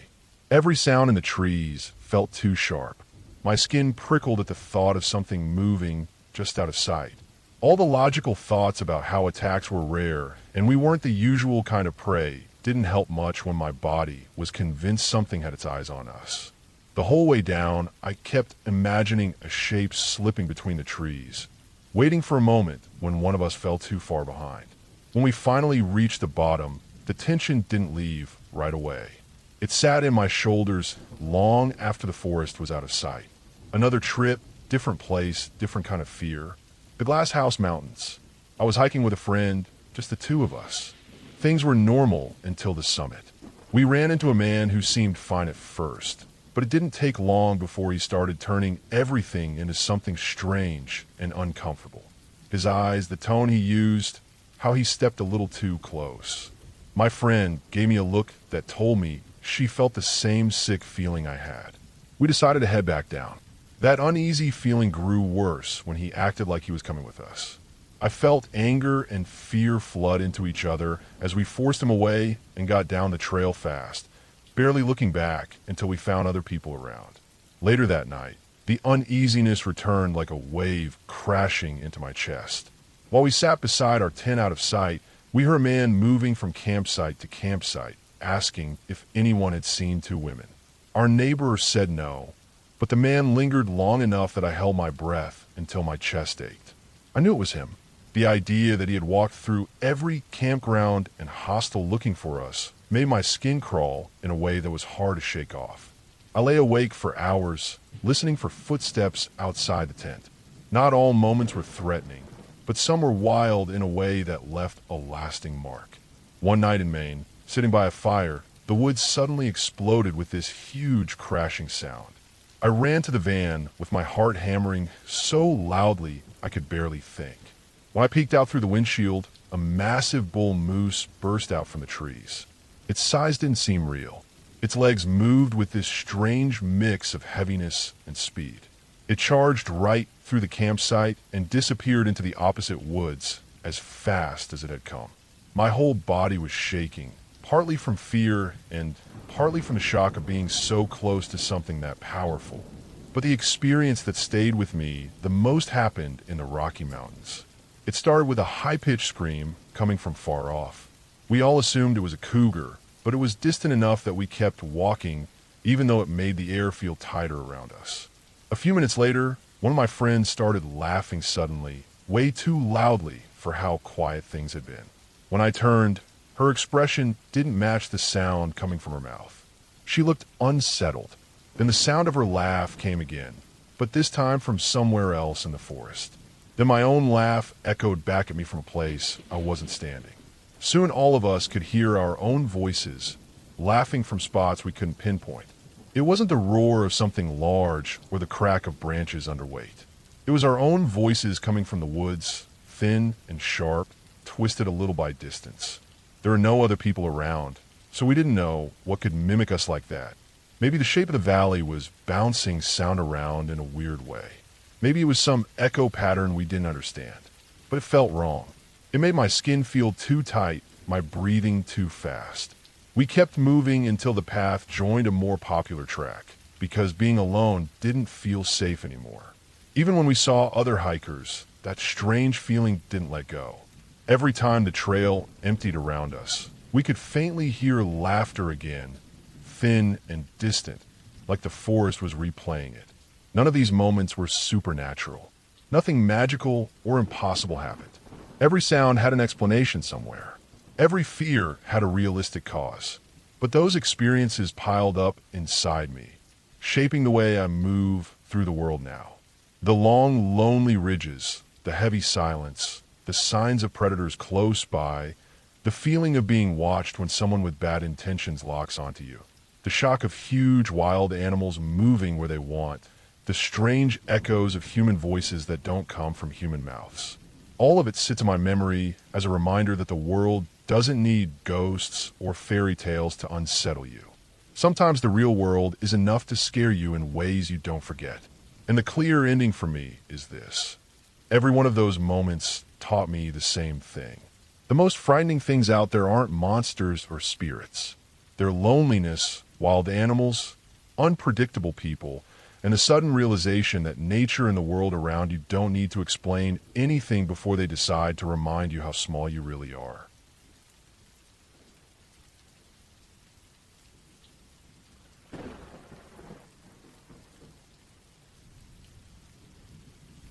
It was around 3 in the morning when I woke up to the sound of something moving around my tent. At first I thought it was the wind, maybe a loose part of the rainfly brushing against the pole, but this sound had weight to it. The ground had that soft, uneven crunch that only comes from something stepping slowly and carefully on dirt and dried leaves. I lay still on my sleeping pad, listening, try to control my breathing because it felt too loud inside the silent tent. Everyone else was completely knocked out in their own tents scattered around the clearing. The night around us had been quiet when I fell asleep, but now it felt like every shadow outside was watching me. The sound circled the tent, dragging small bits of dirt and pine needles as it moved. Something brushed lightly against the nylon wall near my feet. I felt the fabric push in, just a little like a finger tracing the outside, but I knew it wasn't a person. There was no light step, no whisper of clothes. It felt heavier and more uncertain, like whatever it was didn't understand what it was touching. I stared into the dark roof of the tent and tried to slow my pulse, but all I could think about was how thin the tent fabric really was. Just a thin sheet between me and whatever waited outside. Then I heard a scream in the distance. It didn't sound human, but it didn't sound like any animal I could name either. It was sharp, high, and stretched out like something in real pain or real panic. It echoed through the trees and hit the campground with such force that every hair on my body stood up. I froze completely. The thing outside my tent also stopped moving. The silence afterward felt heavier than the sound itself. I kept trying to tell myself it was just some animal far away, maybe something injured or fighting, but in the moment it didn't matter. The sound made my stomach twist and made the darkness feel deeper than it had before. A few minutes passed before a faint light began to drift across the clearing. At first I thought it was someone from our group getting up to go to the bathroom or maybe checking on food we hung in the trees, but the way the light moved didn't look normal. It wavered slowly, dipping down toward the ground, and then rising again like someone holding it with an unsteady hand, or like it was attached to something that didn't move the way a person would. The light kept drifting in and out of sight behind trees and around tents. Every time it came closer, my chest got tight. I kept trying to talk myself into unzipping my tent and checking what it was, but another part of me kept repeating that going out there could get me killed. I stayed completely still, gripping my sleeping bag and staring at the small glow passing by. My heart thumped hard enough that I could hear it in my ears. The steps outside my tent had stopped, but I didn't know if whatever had been there was still close. Every time the light moved to the left or right, I imagined something crouched near my tent, waiting for me to come out. My mind filled in every worst case thought it could think of. Every crack of a branch or shift of wind made my muscles tighten. I didn't even dare to sit up. All I could do was lie there and wait for something to happen. The light drifted around for what felt like forever. When I checked the time afterward, I realized it had been about 30 minutes, but the fear made it feel like hours. Eventually, the light faded away into the woods. I waited a long time after that before I even allowed myself to breathe normally again. Even then, I stayed awake, staring at the ceiling of my tent and listening carefully to every tiny sound. Hours went by like that. The fear slowly dulled, but never fully left. I kept expecting footsteps to return or the fabric to push inward again. I kept imagining something walking slowly back toward me. It took what felt like forever for sleep to finally take over, and even then it was shallow and tense. When the sun finally came up, the relief I felt was almost overwhelming. The world didn't feel threatening anymore once the shadows were gone. And for a brief moment, I let myself believe that maybe I had overreacted. Maybe my imagination had twisted simple noises into something bigger. But when we all gathered outside, it became clear that the night had been real. My friend, who had been hammock camping, pulled back his sleeve and showed a long gash across his elbow. It looked like something had poked through the hammock fabric and torn across his skin. The cut was clean, but deep enough to sting badly. He looked exhausted, his eyes red from barely sleeping. He told us that he spent 2 hours shining his flashlight every few minutes because he kept hearing noises near him, afraid the cub would return with its mother. The idea that a full-grown bear could have come back at any moment, and the only thing separating him from it was a thin hammock fabric, made my stomach twist again. It happened only 6 feet away from where I slept, and I hadn't heard a single thing besides the steps around my tent. We found tracks around the site, small but clear. A young bear had wandered through the camp during the night, probably drawn by the smell of food or just exploring. The scream I heard must have come from somewhere deeper in the woods and had nothing to do with the cub, but hearing it at the same time had made everything feel connected in my mind. The light we saw came from one of the hunters far off in the distance, checking their gear before dawn. All the separate pieces were easy to explain once daylight arrived, but during the night, none of that comfort existed. What stayed with me the most was the silence. That feeling of lying there totally helpless while something unknown walked inches away from me. Knowing that one wrong move or one curious swipe could have torn straight through the tent and right into me. The thin fabric that felt warm and safe during the day became nothing during the night, like the forest could swallow me whole without warning. Even when everything made sense in the morning, the fear from those hours didn't leave quickly. For the rest of the trip, I kept waking up at the smallest noise, listening for footsteps or the sound of something brushing the tent wall. The memory of that light, drifting through the dark, stayed clear in my mind. I kept thinking about how close danger had really been, even though the truth behind it all was simple. A cub wandering through camp is normal, and a hunter with a flashlight before dawn is normal. But normal doesn't matter at 3 in the morning when the world feels empty and the dark feels like it has weight, and you are alone inside a thin tent with nothing but your heartbeat and your imagination. In the end, nothing terrible happened to us. My friends wound healed. The rest of the trip stayed uneventful, but the fear I felt that night taught me something real. The woods don't need monsters or ghosts to scare you. All it takes is the dark, the unknown, and a moment where you realize how small and fragile you are out there. And I never forgot how close everything was to me while I lay there frozen, pretending the thin tent could protect me.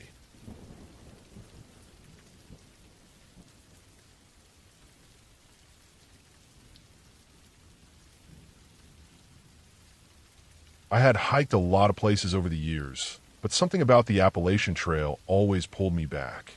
The mix of quiet woods, long ridges, and those old forgotten roads scattered through the hills felt different from anywhere else. This happened about 8 years ago in West Virginia, on a cool morning when the air still held a bit of mist between the trees. Our group naturally stretched itself out like it always did. The fast hikers moved ahead, the slow hikers drifted behind, and the rest of us settled somewhere in the middle. I was in that middle group of 4. We weren't talking much, just walking at our own pace and listening to the birds while the trail rolled under our feet. At one point, one of the hikers in my small group stopped because they felt something crawling on their leg. It turned out to be a tick, so they needed a moment to pull it off and check for others. The leader with us stayed back with them, as did the other person. I felt restless standing around like that, so I told myself I would try to catch up with the front group. The trail was clear, and the white blazes were spaced so evenly that it almost felt impossible to lose your way. I kept moving, feeling that quiet excitement you get when you know where you're going and you know you won't get lost. I remembered the next landmark was an old logging road that I crossed. It wasn't far ahead, maybe half a mile or so. The climb became gradual, and then the ground opened a little, and the old road showed up right where it should have. It ran perpendicular to the trail, barely recognizable as a road unless you knew what to look for. Grass and brush had taken over most of it, and a low stone wall lined one side like someone had tried to mark a boundary long ago. I didn't see anyone from the front group yet, so I decided I would wait. But standing still didn't feel natural, so I wandered a short distance down the logging road. The stones in the wall were covered in patches of moss, and some had sunk into the ground after years of rain and freeze. I was scanning the trees and the ground near the wall, hoping maybe I would spot some old bottle or rusted metal from the days when logging crews used to pass through. The woods looked normal, just another quiet place on a long trail. Then everything changed so fast I didn't understand at first. One moment, there were birds calling all around me and insects buzzing above the grass. The next moment, everything went dead quiet. Not slow, not fading, just off, like someone had thrown a switch. Even the leaves, which had been moving slightly in the light breeze, seemed to stop all at once. It was the kind of silence that presses on your ears, where you hear your own heartbeat because there's nothing else to fill the space. I froze mid-step, trying to figure out what had just happened. I thought maybe the wind had dropped, or maybe I had imagined the birds earlier, but no part of it felt natural. It felt like walking into a room where someone had been screaming and suddenly stopped. I took another careful step forward, and then a few more, because something in me wanted to understand why the air felt different. I didn't see anything down the road. No movement, no shape, nothing that stood out. Then I hit something I couldn't see or explain. It wasn't a physical wall, but it felt like walking into a wave of pressure and emotion at the same time. It was a feeling I had never experienced before. It was like the woods ahead of me hated me. Not in a dramatic way, but in a cold, immediate way that made every hair on my body stand up. The feeling hit so hard that my stomach tightened and I felt myself start to sweat even though the air was cool. My legs went stiff on their own and I couldn't make myself step any farther. I didn't see any threat. No animal, no person, no broken tree, nothing. But the feeling said I had crossed a line that I was not supposed to cross. I didn't even want to turn around because it felt like turning my back would be a mistake. I kept staring down that old road like something was about to step out, or like something was already watching me. For a moment, I couldn't even swallow because my throat felt locked. My body wasn't making a decision. It was reacting to something older, something instinctive, something that didn't use logic. I slowly stepped backward, keeping my eyes fixed on the same spot. I didn't blink unless I absolutely had to. I didn't want to break my stare even for a second. Every step I took backward felt like walking uphill through deep mud. The sense of being unwelcome was so strong it almost felt physical, like cold hands on my shoulders pushing me back. I kept moving one slow step at a time, and then another, until suddenly I crossed that invisible threshold again. It was instant. The birds were singing again. I heard leaves moving overhead. A bug buzzed past my ear. The normal forest sounds returned so quickly it was disorienting. Nothing had changed visually. The woods looked the same. The air looked the same. But whatever I had stepped into was gone behind me. I finally turned around when I heard the others approaching on the ebb behind me. The leader asked casually if there was anything interesting down that road. I just shook my head and walked back to the trail without explaining. I felt embarrassed trying to describe something that I couldn't see, couldn't name, and didn't understand myself. I didn't want them to laugh or ask questions I didn't have answers to. I just wanted to keep moving and feel the safety of being back on the familiar trail. For the rest of the day, I kept thinking about what had happened. My mind tried to come up with explanations that made sense. Maybe there was a bear hidden behind the brush or a cougar crouched somewhere out of sight. Maybe the silence happened because the wind shifted or some predator was nearby. The fear I felt could have been my instincts reacting to something real, even if my eyes didn't catch it. That was the only explanation that didn't drift into strange territory. Looking back now, years later, I still believe there was something alive down that logging road. Maybe it was a big animal watching me quietly, waiting for me to step deeper into its space. Maybe I walked close to a den or a carcass or something a predator wanted to protect. I've read enough to know that animals don't always show themselves before they act. They can stay perfectly still, perfectly silent, and let your instincts do the work. Whatever it was, I'm glad I listened to that pressure in my chest and backed out. The woods give warnings in ways that don't always make sense, and that day I walked into one of them. It wasn't paranormal, it wasn't anything mystical. It was nature telling me to leave, and I did. I finished the hike with the group, and nothing else strange happened that day. But that moment on the old logging road stayed with me. It reminded me that the forest isn't just a place to walk through. It has rules, and sometimes you find them without meaning to.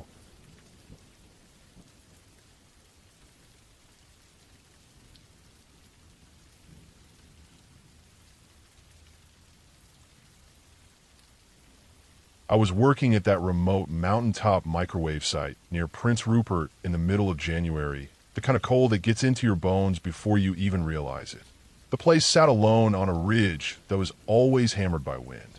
The snow was deep enough to swallow trucks and snowcats, so the only way in or out was by helicopter.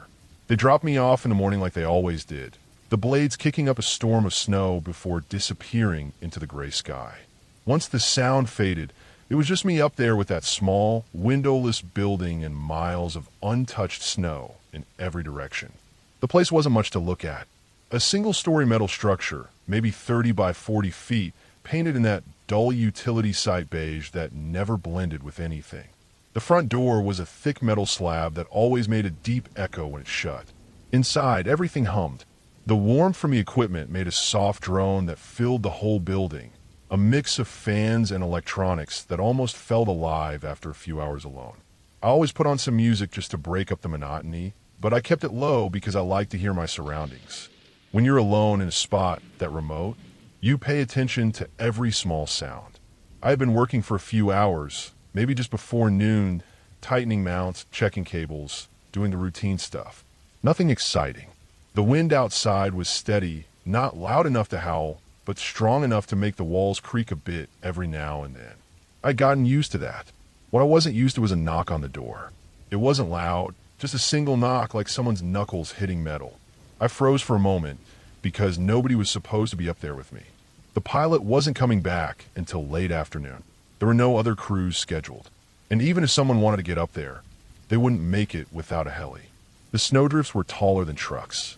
Still, the knock sounded real enough. So I walked to the door and opened it. Nothing. Just the empty ridge. The wind blowing trails of snow across the hardpack. No footprints leading to the door. No sign of movement. I stepped out and looked around, scanning the tree line far below and the open ridge behind me. Nothing. Maybe some ice shifted and hit something. The cold does strange things to metal. I closed the door and went back to work. A couple minutes later it happened again. This time the knocking lasted longer, maybe 5 or 6 quick knocks in a row. It was sharp, clean, and definitely right on the door. I actually felt the vibration in the frame. I went to the door quickly, half expecting to catch someone in the act. But when I opened it, the same thing greeted me. Empty white, still air, no tracks, nothing. It bothered me more this time. I walked around the front of the building, checked both sides, looked across the snow for disturbances. There were none. No falling branches, no loose metal, no ice chunks. It felt too deliberate.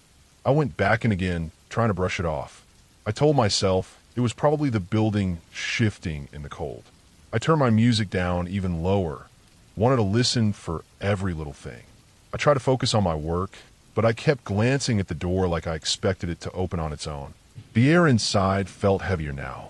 I could hear the wind outside, but something about the silence between the gusts felt unnatural, like the world was holding its breath. Then the third round of knocking started, and this time it wasn't taps. It was pounding. Hard, fast, angry pounding, like someone was using both fists and putting their whole weight into it. The metal shook. The equipment racks behind me rattled. I felt it hit my chest like a vibration.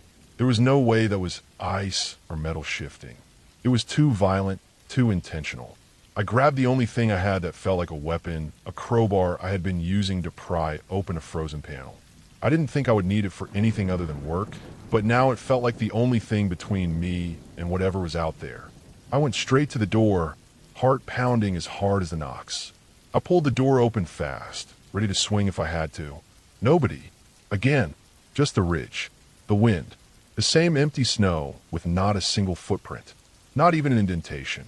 It looked untouched, like nothing living had come within a mile of that site all winter.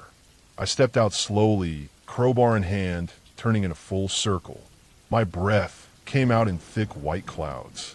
The cold on my face felt sharper than before. I could feel something in the air, something that made the hair on my neck lift. It wasn't fear of a person. It was the feeling of being observed, like eyes were on me from somewhere close, somewhere I couldn't see. I scanned the tree line far below the ridge, then the open areas, then the roof line in front of me. Nothing. I kept looking, moving slowly, listening for anything that didn't fit. The feeling only grew stronger. It felt like someone was inches from me, studying me, waiting for me to turn the wrong way. I tried to steady my breathing and not let my imagination run wild, but the isolation didn't help. Out there, you feel every tiny shift in your surroundings as if your body is wired to a different kind of alertness. I don't know what made me turn around. Maybe instinct. Maybe just the need to make absolutely sure I wasn't missing anything. But I turned my head back toward the building, looking up along the edge of the roof. That's when I saw it. A raven sitting right on the corner of the roof above the door, perfectly centered like it had been waiting for me to look. Its feathers were black with a sheen that almost reflected the faint winter light.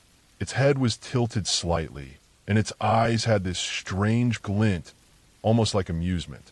It looked down at me the way a person might look at someone who fell for a joke. The feeling of being watched snapped into place. It wasn't a person at all. It was this damn bird messing with me the whole time. It made a few loud calls, sharp and proud, like it was laughing at me in its own way.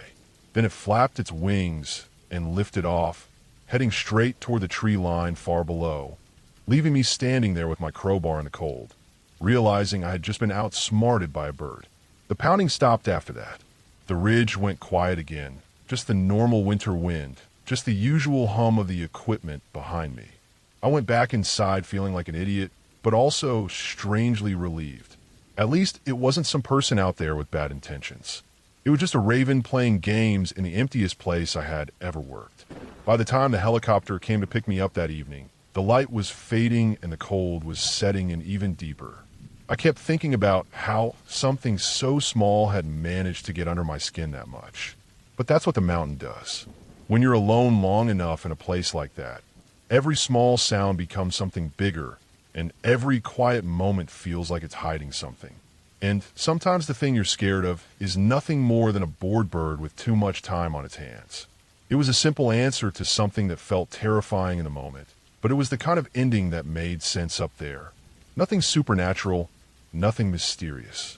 Just the cold, the wind, the silence, and one raven sitting on a roof, laughing at a grown man gripping a crowbar like his life depended on it.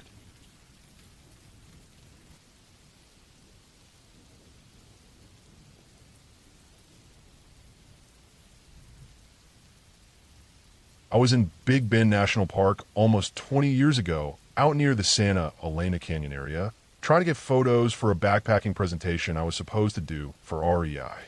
I had been walking since early afternoon, carrying too much camera gear, sweating from the dry heat that clung to everything out there. Big Bend feels huge even in the places that are supposed to be open, and the closer you get to the river, the more you notice that strange mix of silence, heat, and distance. The trailhead was nothing more than a rough parking spot with a sign, and my old van sat there, a few hundred meters behind me, sun-baked and lonely. Ahead of me was the open basin that led toward the Rio Grande, the land flattening out as the canyon walls slowly rose in the background like a doorway to another world.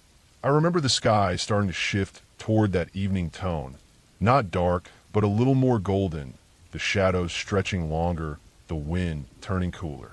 I walked carefully because the area near the river always had more wildlife, and part of my goal was to catch some of it on camera if I got lucky. I kept adjusting the straps on my pack, taking slow breaths so I didn't kick up dust that ruined my shots. I wasn't thinking about danger, just the presentation and the light, and whether I'd have enough time to get back before dark. When I reached the beginning of the river basin, something caught my eye on the far side of the water. It was movement low to the ground, big but not upright.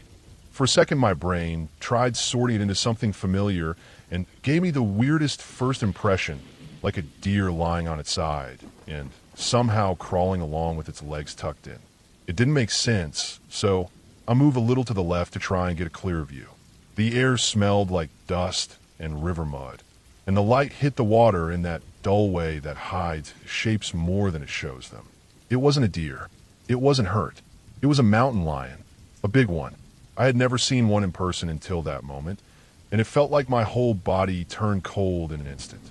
It was stretched low to the ground, moving slow like it was sliding across the dirt.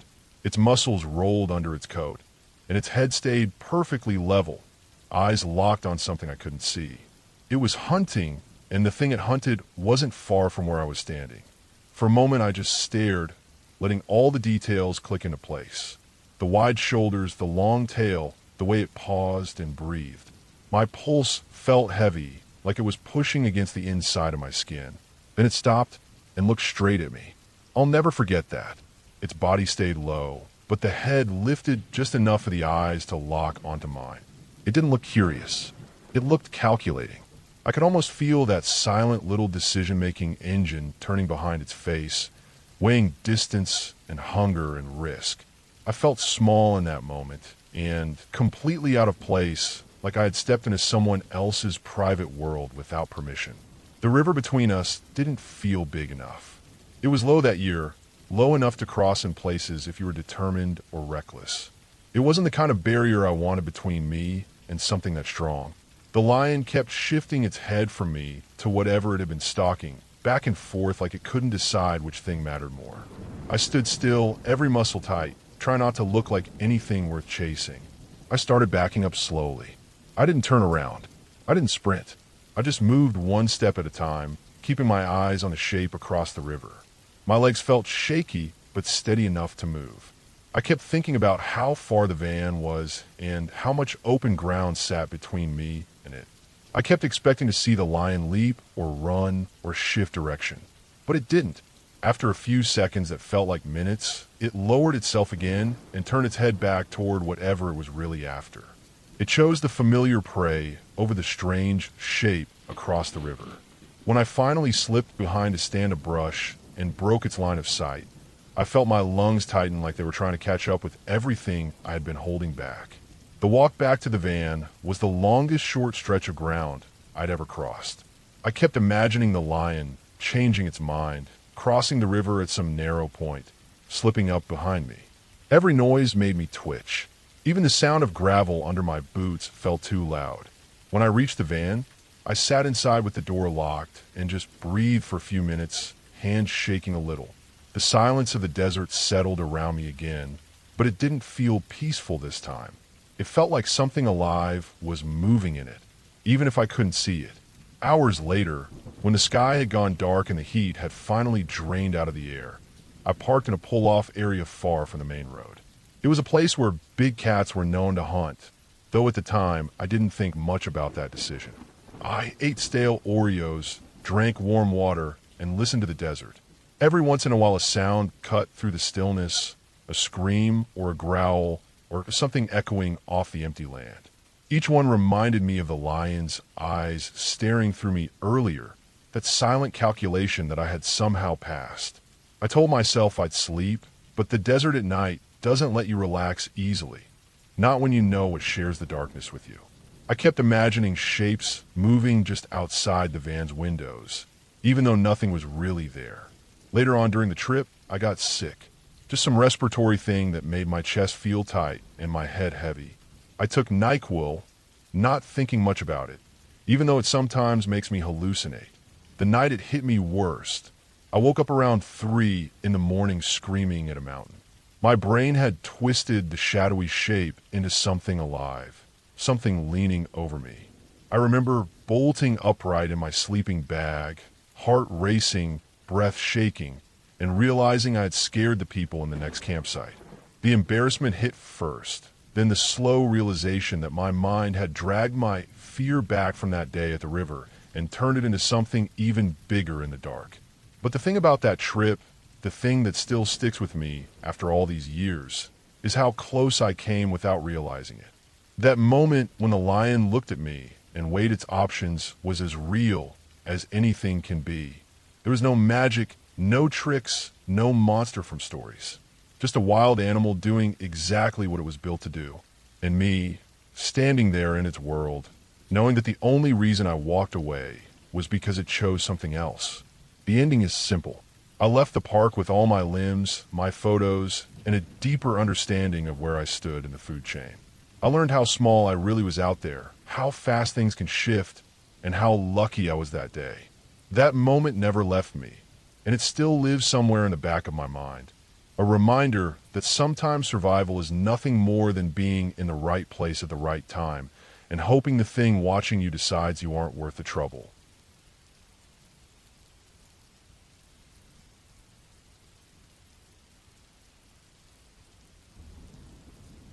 I had been a park ranger for nearly 7 years, mostly in the northern forest where the trees were dense, the rivers ran cold, and the trails could disappear almost as quickly as you found them. Most days were routine, checking on hikers, patrolling the trails, repairing signs, and making sure the park stayed safe. But there was one week, late in September, that I still remember vividly, a week that made me question how alone anyone really is in the woods. It started on a Thursday afternoon. I was finishing a routine patrol along one of the more isolated trails near the old fire tower. The trail was steep, rocky, and overgrown in places, the kind that hikers often underestimated. I had been on the trail for nearly 3 hours, walking slowly because of the fallen leaves that made footing tricky when I noticed a set of footprints beside the trail. At first, I assumed it was another ranger or a hiker, but the prints were fresh and oddly spaced. They weren't deep, which told me whoever made them wasn't carrying much weight, but the stride was long, almost deliberate. I followed them cautiously, keeping my radio in hand, telling myself it was probably a hiker who'd lost the trail. The forest was quiet, quieter than usual, and I felt that familiar tightness in my chest that comes with being deep in the woods alone.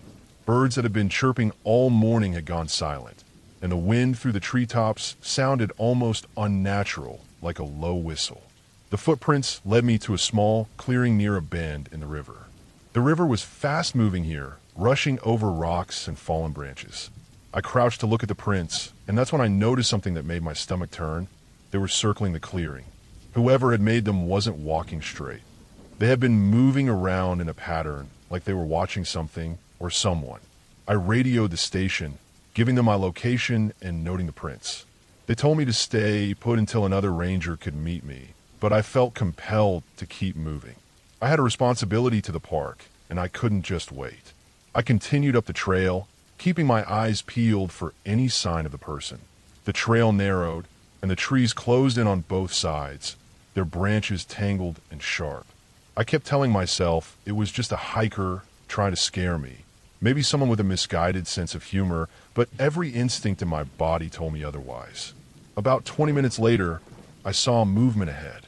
A shadow slipped between two trees, fast and deliberate. My heart jumped.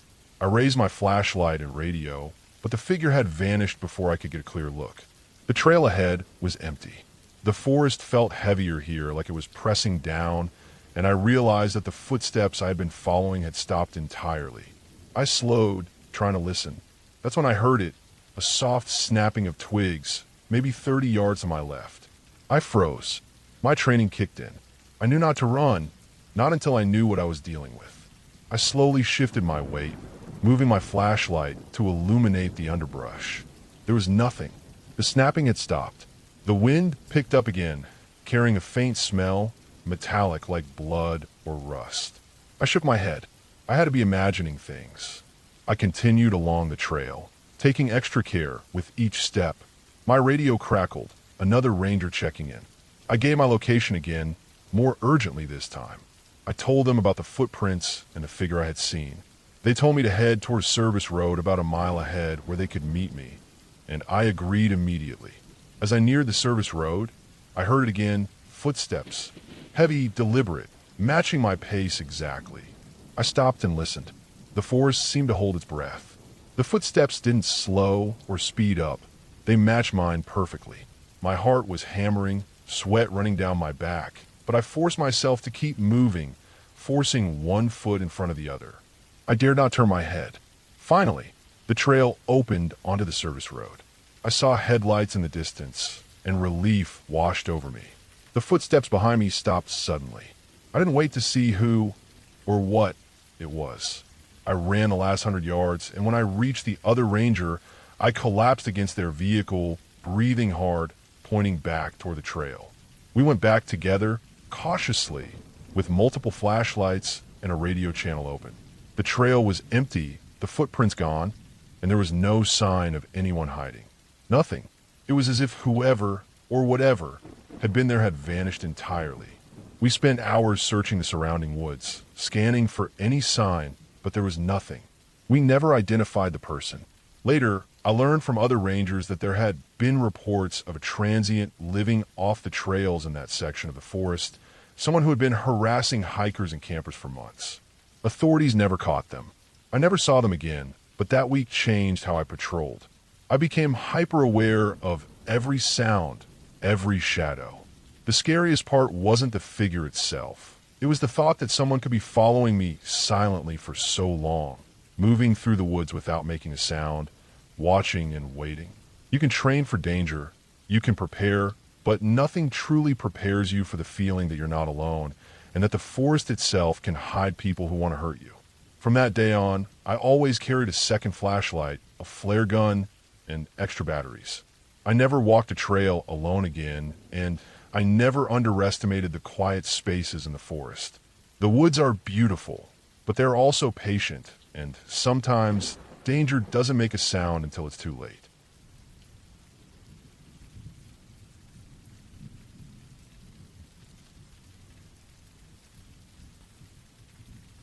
I remember the day like it was etched in my mind forever.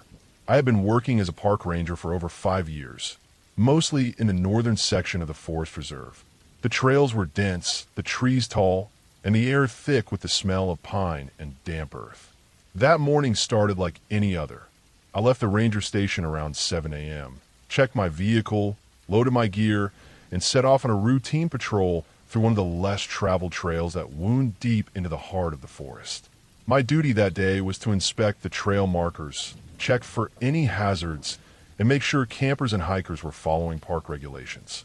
The first part of the trail was quiet and peaceful, just the usual morning symphony of birds and rustling leaves. I noticed nothing unusual until I reached a small clearing about 3 miles in.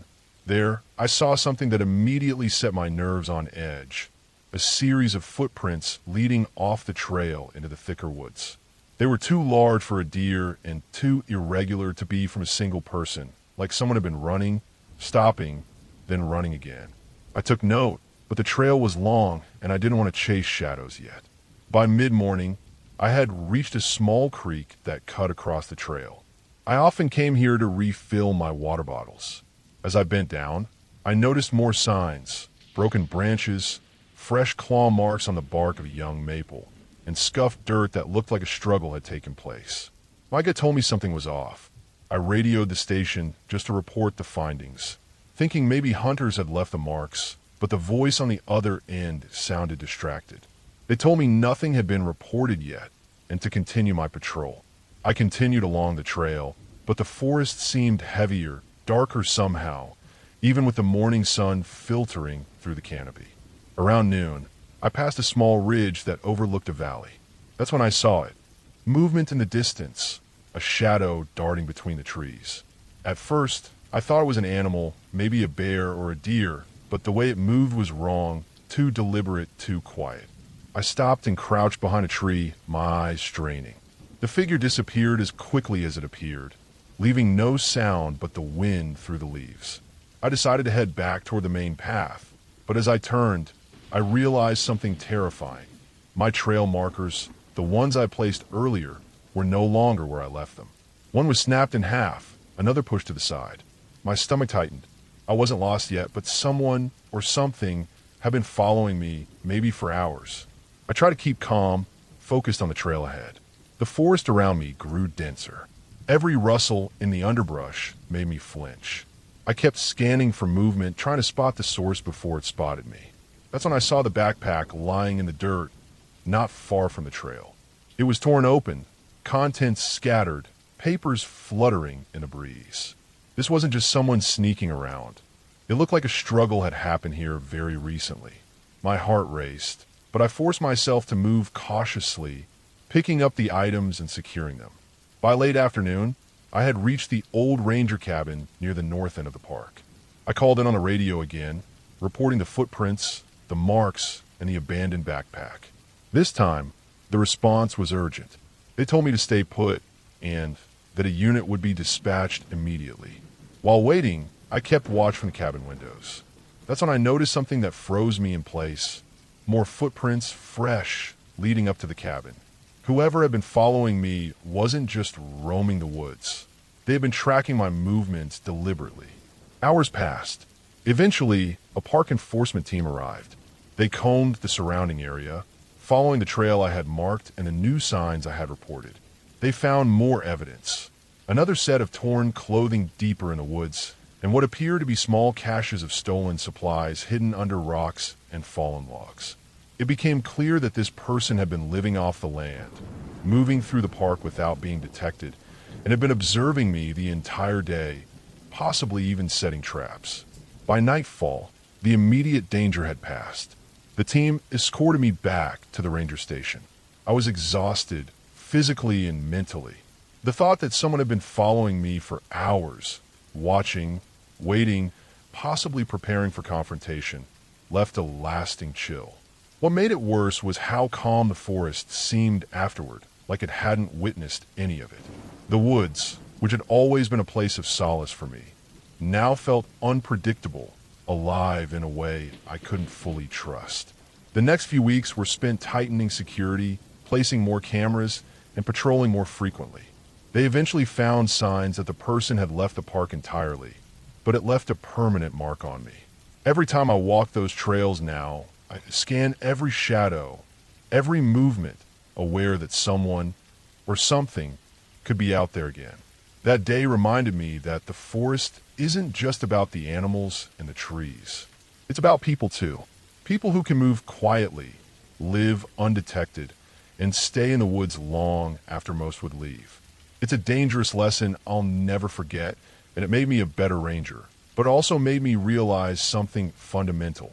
Sometimes the scariest parts of the wilderness aren't natural at all.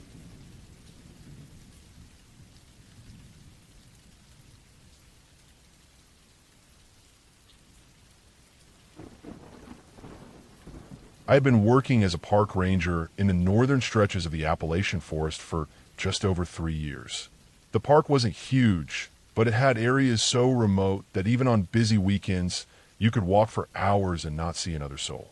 One autumn, when the air was crisp and the leaves were dying into deep reds and oranges, I was assigned a solo patrol that covered one of the more isolated sections of the park.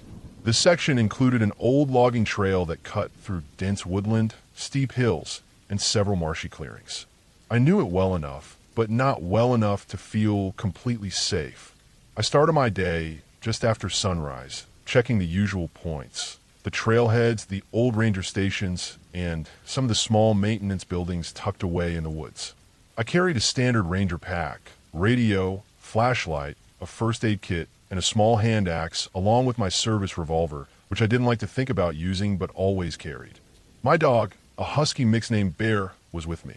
Bear was sharp, always alert, and had an uncanny ability to sense when something was off in the woods.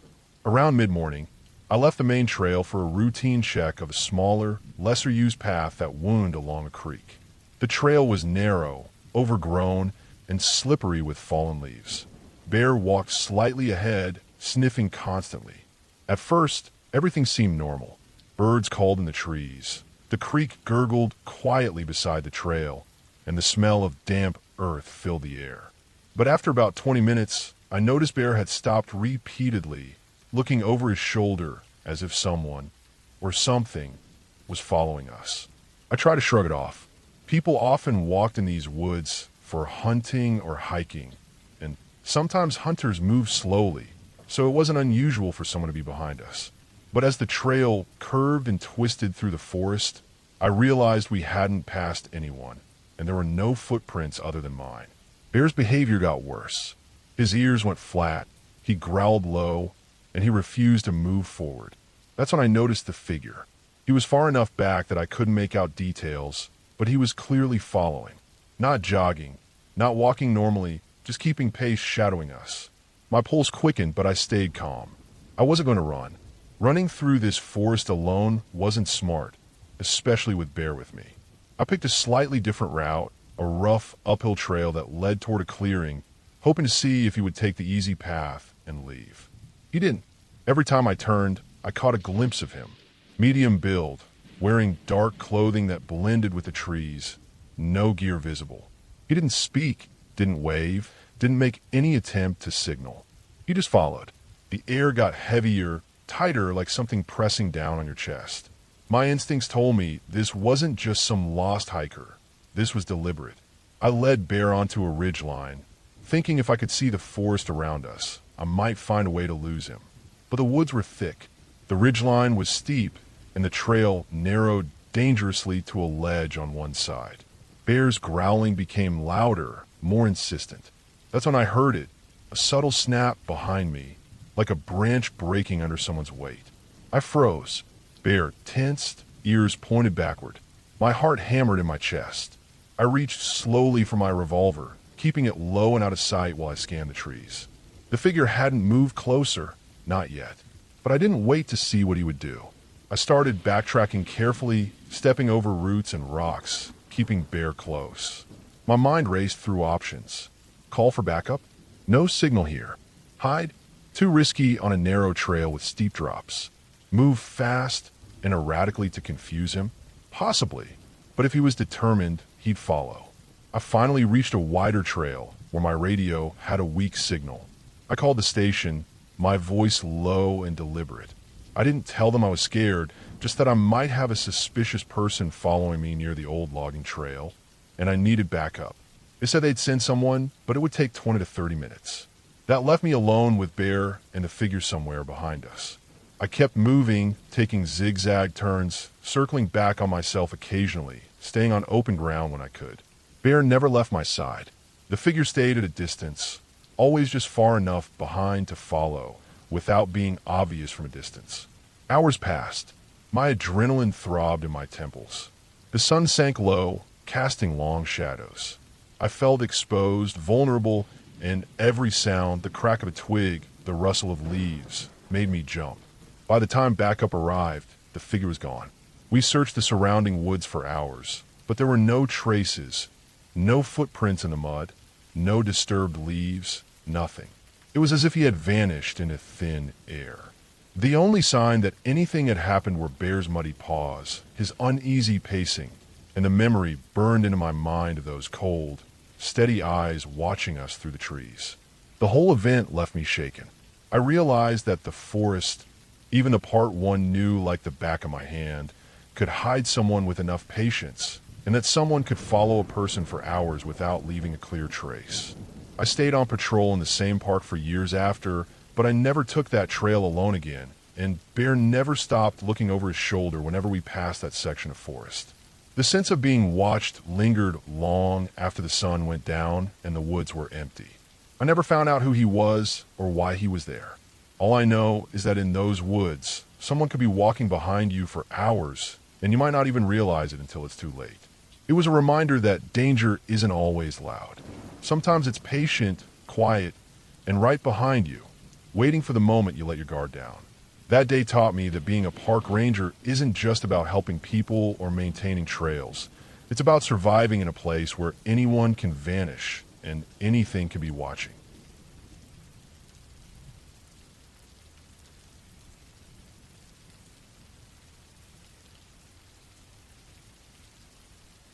I remember the day clearly, even though it was years ago. I was working a late summer shift as a park ranger in the northern part of Montana, in a stretch of forest that most tourists never saw. The park was vast, rugged, and filled with long stretches of trails that twisted through dense pine forests, rocky hills, and narrow creeks. It was the kind of place where silence was almost complete, except for the occasional rush of wind through the treetops or the faint crack of a branch under a deer's hoof. I loved it for that reason. The isolation, the feeling that the world was much larger and wilder than people ever realized. But on that day, the wilderness felt different, heavier, almost suffocating. I started my shift around 2 p.m. and decided to check some of the lesser-used trails on the north side of the park. The ranger's truck was parked near a small ranger station that sat at the edge of the forest, where the dirt road ended and the trailhead began. I packed my gear carefully: a flashlight, extra batteries, a first aid kit, 2 radios, a map, and my service pistol. Not that I expected trouble, but you always prepare. The weather was clear, but the forest smelled damp, like it had rained a few days before.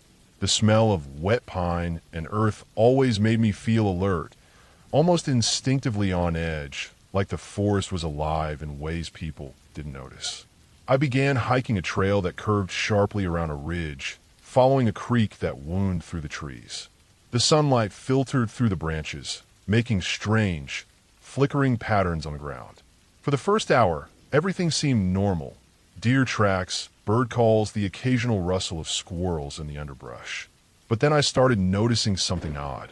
Every now and then, I would catch glimpses of movement deeper in the woods, something that wasn't a deer or bird. Shadows that seemed to flit just out of sight. I told myself it was my imagination. After all, the forest plays tricks on your eyes, especially in the afternoon when the sun is low and the shadows stretch. I pressed on, reaching a narrow section of the trail where the creek ran alongside the path, bubbling over smooth stones. That's when I noticed the footprints. At first, I thought they were animal tracks, but the spacing was wrong. They were human. They were small, almost like a young adult's, but the pattern was unusual. One footprint here, a pause, then another, almost as if whoever made them was moving erratically, stopping and starting, like they were being careful not to be seen. I slowed my pace, scanning the undergrowth, but saw nothing. I radioed the station to report minor findings, but the signal was weak, crackling through static. I decided to follow the tracks, thinking I might find a lost hiker. The forest grew denser, the light dimming faster under the thick canopy. The tracks led along the creek, then turned into an area of fallen trees and thick brush. It was difficult terrain, and I had to step carefully over roots and branches. Every now and then, I would hear something, a snap of a twig, the sound of leaves rustling, but when I turned, nothing was there. I felt my heart rate quicken. I wasn't scared in a superstitious way, but there was a clear sense that I was being watched. After 20 minutes of struggling through the brush, I reached a small clearing. That's when I saw it, an abandoned campsite. There were remnants of a small fire, a tattered sleeping bag, and a backpack left open with clothes scattered around. What made it strange was that it looked like whoever had been here had left in a hurry. There were footprints leading away from the clearing, deeper into the forest, vanishing as if whoever had made them had melted into the trees. I checked the area thoroughly, calling out over the radio, but there was no response. No one was around. I decided to backtrack to the trail, but the forest felt different now. The silence had thickened. The usual background noises, the birds, the creek, the wind, seemed muted, almost swallowed by the trees. I kept my flashlight ready as the sun dipped lower, casting long, dark shadows. The hike back felt endless.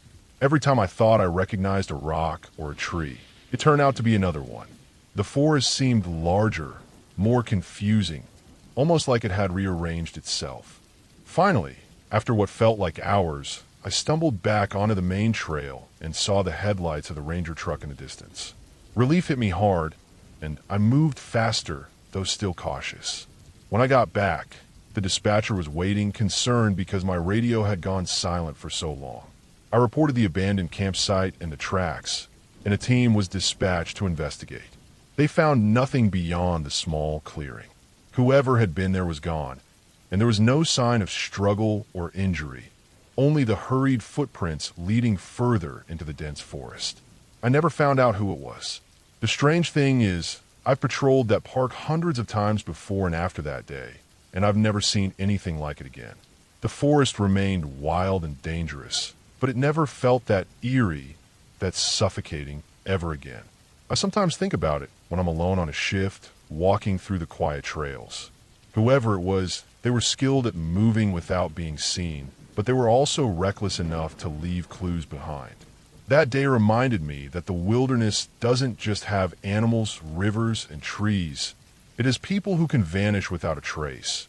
And sometimes the scariest part is knowing they could be anywhere, just beyond the edge of sight. By the time my shift ended that evening, I was exhausted but safe. I wrote a detailed report, filed the coordinates of the campsite, and checked the trail one last time. Everything was quiet, normal again. I drove back to the station, watching the sun set behind the mountains. The forest had swallowed the mystery, but the memory stayed with me. A reminder that the wilderness is unpredictable, and sometimes the danger comes from someone human, someone real, someone you might never see again.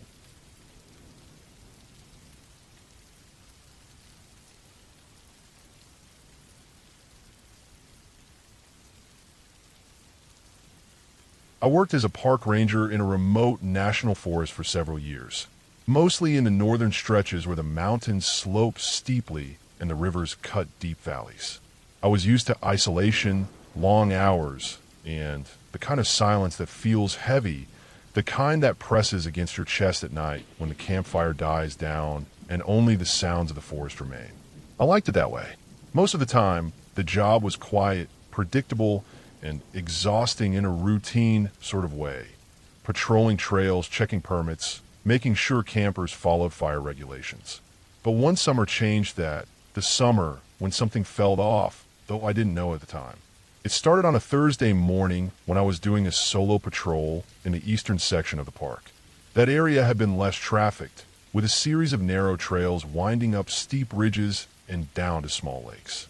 The air was heavy with humidity, the kind that made your uniform stick and your boots feel like they weighed twice as much. I was checking a section where hikers had reported seeing signs of illegal camping, old fire pits, trash left behind. The terrain was rocky, with thick pine trees that made the light dim even at midday. I remember noticing tracks along a narrow dirt path. Not animal tracks, not bear or deer. Human footprints, heavy, deep, and recent. They were too large to be a child's, and far too fresh to be ignored. At first, I assumed it was just a hiker who had taken a side trail, but something about the spacing and depth didn't sit right. I followed them slowly, keeping my radio in hand, alert for any sound. The forest was quiet, unnaturally quiet. No birds, no wind rustling through the trees. Only my boots crunching on the pine needles and rocks. The tracks led to a small clearing near a stream, where I noticed something that made my stomach tighten. There were several plastic containers and tarps spread out, and around them were scraps of food, fast food wrappers, soda cans. But mixed in with them were items that didn't make sense. A half-empty bottle of antifreeze, pieces of rope, a broken tent pole. Whoever had been here was not camping for fun. They were living off the forest and leaving behind careless evidence. I snapped photos with my phone and radioed the station to report the sight, my voice unusually tight. I turned back the way I had come, but as I retraced my steps, I noticed the tracks had doubled back. Someone had been following me. Not the person who left the camp, but someone moving deliberately, keeping pace but staying hidden in the shadows. My heart rate shot up, but I kept moving, alert to every sound. A twig snapping behind me, a rustle in the underbrush, the faint crunch of leaves. I tried not to panic, reminding myself that I was trained for this. But the rational part of my brain was screaming that something was wrong. I decided to take a long loop, keeping the sun behind me, so I could see anything in the clearing ahead. When I reached another ridge about 30 minutes later, I froze. There was a figure standing at the edge of the trees, just beyond the trail, dressed in dark clothing, blending perfectly with the shadows, watching. It didn't move when I stepped closer, didn't react. My instinct screamed at me to retreat, to radio for backup, but my body was frozen. The figure vanished into the woods before I could even lift my radio. I kept patrolling, forcing myself to move normally, but the feeling of being followed never left. Every bend in the trail, every ridge, I felt eyes on me. When I finally reached my truck late that afternoon, sweat streaming down my face despite the cool air, I started to understand how vulnerable a person could feel alone in a forest. I drove slowly back to the ranger station, scanning the roadsides, the tree line, the steep slopes on either side, imagining the figure moving silently along with me. Over the next week, the pattern continued. Campsites I checked were always tampered with. Trash was moved, containers emptied. Tracks followed me on trails I had already walked. Sometimes I would catch glimpses of movement, a flash of dark fabric, a shadow slipping between the trees. But every time I turned to get a closer look, it would disappear. It was no ordinary trespasser. Whoever it was knew the trails, knew how to stay hidden, knew how to make a ranger feel powerless. Eventually, we set a trap. A colleague came in for backup, and we patrolled together in the same sector, using a combination of cameras and tracking. That's when we discovered what was happening. The person was living off the land, moving like a ghost through the forest, stealing supplies from campers and hikers, staying far ahead of anyone trying to find them. They had no permanent camp, no visible pattern, just a long, calculated strategy to survive undetected while remaining inside park boundaries. By sheer luck, or maybe luck and persistence, we caught them one morning. They were hiding in a small ravine, filthy, thin, exhausted, armed with a large hunting knife. After taking them into custody, the reality sank in. This was someone willing to do whatever it took to stay in the forest, who had survived for weeks on end without anyone noticing, who had studied the patterns of park rangers and hikers alike. It could have ended badly. It didn't, but only because we had doubled up our patrols at the right time. After that summer, I never underestimated the forest or the people who could move through it unseen. The job didn't get easier, but I learned a kind of vigilance that never left me. The forest wasn't just quiet. It could be dangerous. It could hide someone waiting, watching, following. And sometimes, the scariest things aren't ghosts or monsters. They're human, patient, and perfectly real.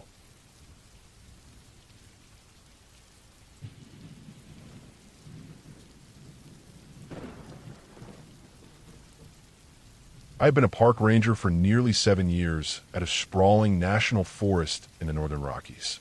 The forest was old and vast, a mix of dense pine, scrub, and hidden valleys that seemed endless. I knew the terrain well enough to navigate it in the dark, and I thought I knew the patterns of the people who came into the park. Hikers, hunters, campers, day trippers. But one late October shift reminded me that knowing the land doesn't mean knowing what people will do. That day, the weather was clear but cold, the kind of clear, brittle air that makes everything feel sharper, more alive. I had spent the morning patrolling the northern trailheads, checking on a few cabins, and making sure that hunters who had entered during the early season were registered and equipped with permits. Around midday, I received a radio call from the main station reporting that a hiker had failed to check in at the trailhead after 2 days. The hiker's car was still in the lot, but no one had heard from him. This was not unusual. Sometimes people got lost or just extended their trips, but it was my responsibility to look. I geared up, taking my standard pack, first aid kit, flare gun, water, a thermal blanket, extra food, a small GPS, and my radio. I drove the ranger truck to the trailhead, parked, and set off on foot. The trail was narrow, winding, and steep in parts, littered with fallen leaves that covered roots and rocks. The forest was quiet except for the occasional rattle of a squirrel or the whisper of wind through the pines. At first, it felt like a routine check, just another search in a place I thought I knew completely. I followed the main trail for hours, keeping my eyes on the ground for signs, broken branches, footprints, or a discarded water bottle.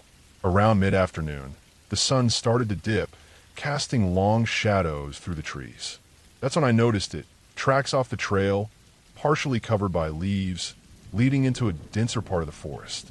They weren't fresh, maybe a day or two old, but they were human, unmistakably. I followed them, my senses sharpening, every snap of a twig underfoot echoing unnaturally loud in the still air. The further I went, the quieter it became. Even the wind seemed to vanish, and the forest felt heavier, tighter. I came across a small clearing, and in the center was evidence that someone had been there: an empty backpack, a torn sleeve of jacket, and footprints that led deeper into the undergrowth. Something about the way the items were left felt off, careless in a way that suggested panic rather than casual abandonment. I followed the trail until it opened into a narrow canyon. The walls of the canyon were sheer rock, streaked with moss and covered in shadow. The footprints had vanished at this point, but I could see signs of recent human presence: scuffed leaves, broken twigs, footprints leading to a ledge that required careful climbing. I took my time, knowing one wrong step could send me tumbling, and I made it to the top. The canyon floor below was dry and littered with leaves, and the trail on the other side disappeared into an almost impenetrable thicket. Then I heard it, a faint, rhythmic sound, almost like tapping. At first, I thought it might be an animal, but it was too deliberate. My stomach tightened. I stayed low, creeping along the edge, trying to locate the source. Through the thick brush, I finally saw a man, crouched, wearing torn clothing, carrying nothing but a knife in one hand and what looked like a heavy stick in the other. His face was obscured by shadow, but I could see the tension in his posture. He wasn't moving toward me, but he wasn't running either. He was waiting. I radioed my station, tried to remain calm, giving coordinates, but the signal was weak. The canyon walls interfered with reception, and I realized I might be stuck out here until backup arrived. I knew I couldn't confront him alone.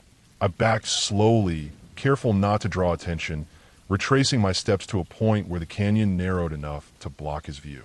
My heart was hammering, but I forced myself to think clearly. The man was likely lost or unstable, maybe dangerous, and I couldn't afford mistakes. By the time my backup arrived, night had fallen. We approached quietly, flashlights sweeping the trees. He was still there, crouched, but when we called out, he bolted into the woods. We didn't chase him. He was fast and familiar with the terrain, and the priority was ensuring safety. We combed the area for hours and found nothing, only his abandoned items scattered across the canyon floor. The hiker we were originally searching for was eventually found the next morning, alive but shaken, having gotten lost and wandering close to the same area where the man had been. The forest didn't feel dangerous in a supernatural sense that night. It was dangerous because of human unpredictability. The shadows, the narrow paths, the isolation, all of it amplified when someone unstable was involved. I left the canyon exhausted and shaken, but alive, and with a renewed respect for the unpredictability of the people who entered the park. You can know every trail, every tree, and every creek, but you can never predict what another human might do. And in those moments, alone, deep in the forest, that unpredictability is more terrifying than anything else I've ever encountered.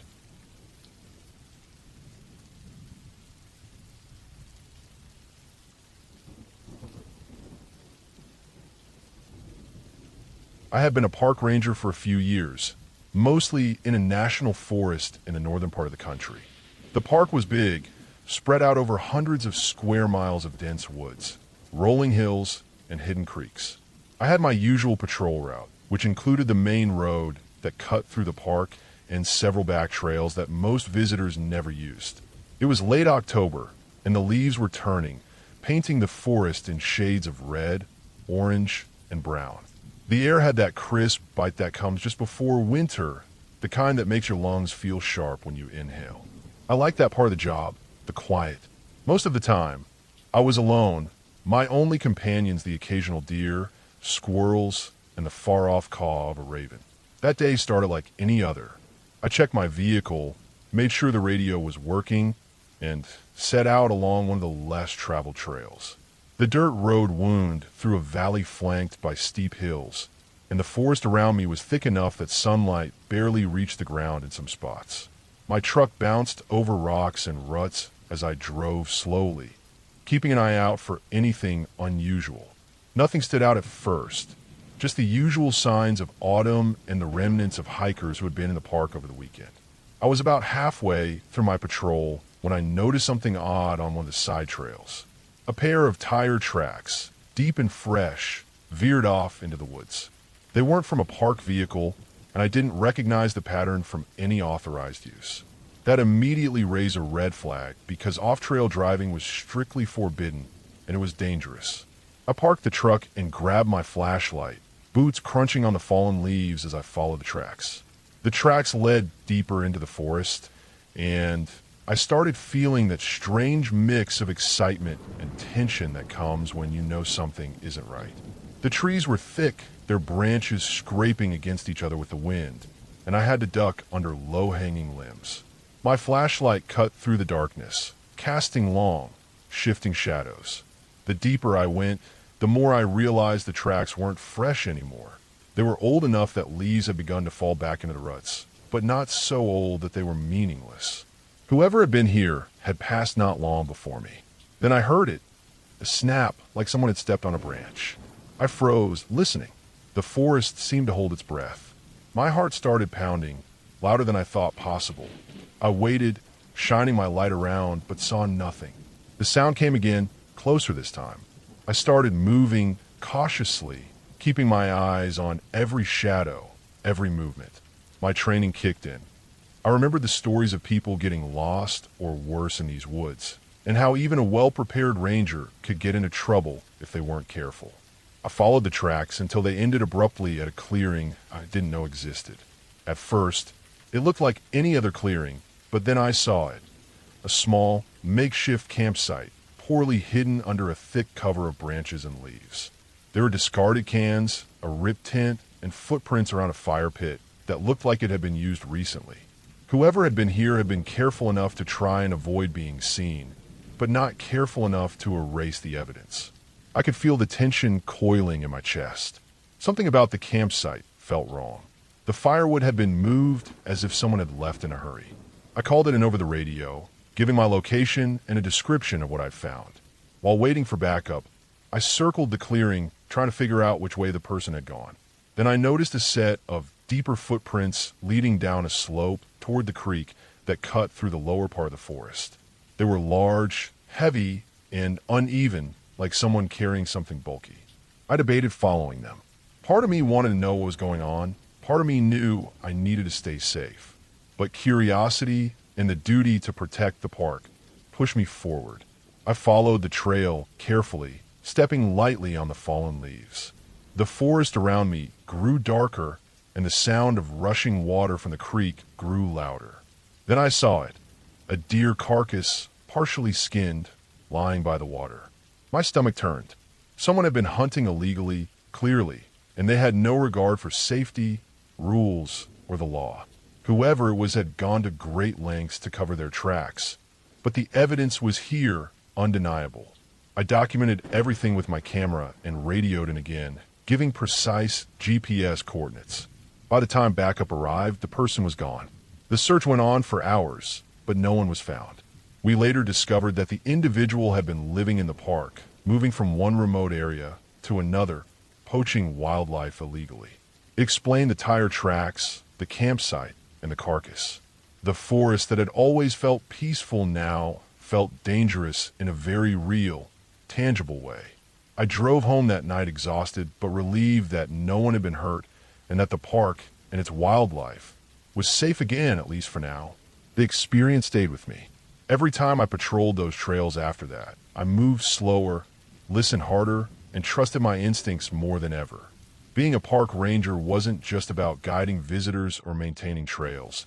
It was about vigilance, about being aware that the forest, no matter how beautiful, could hide real threats.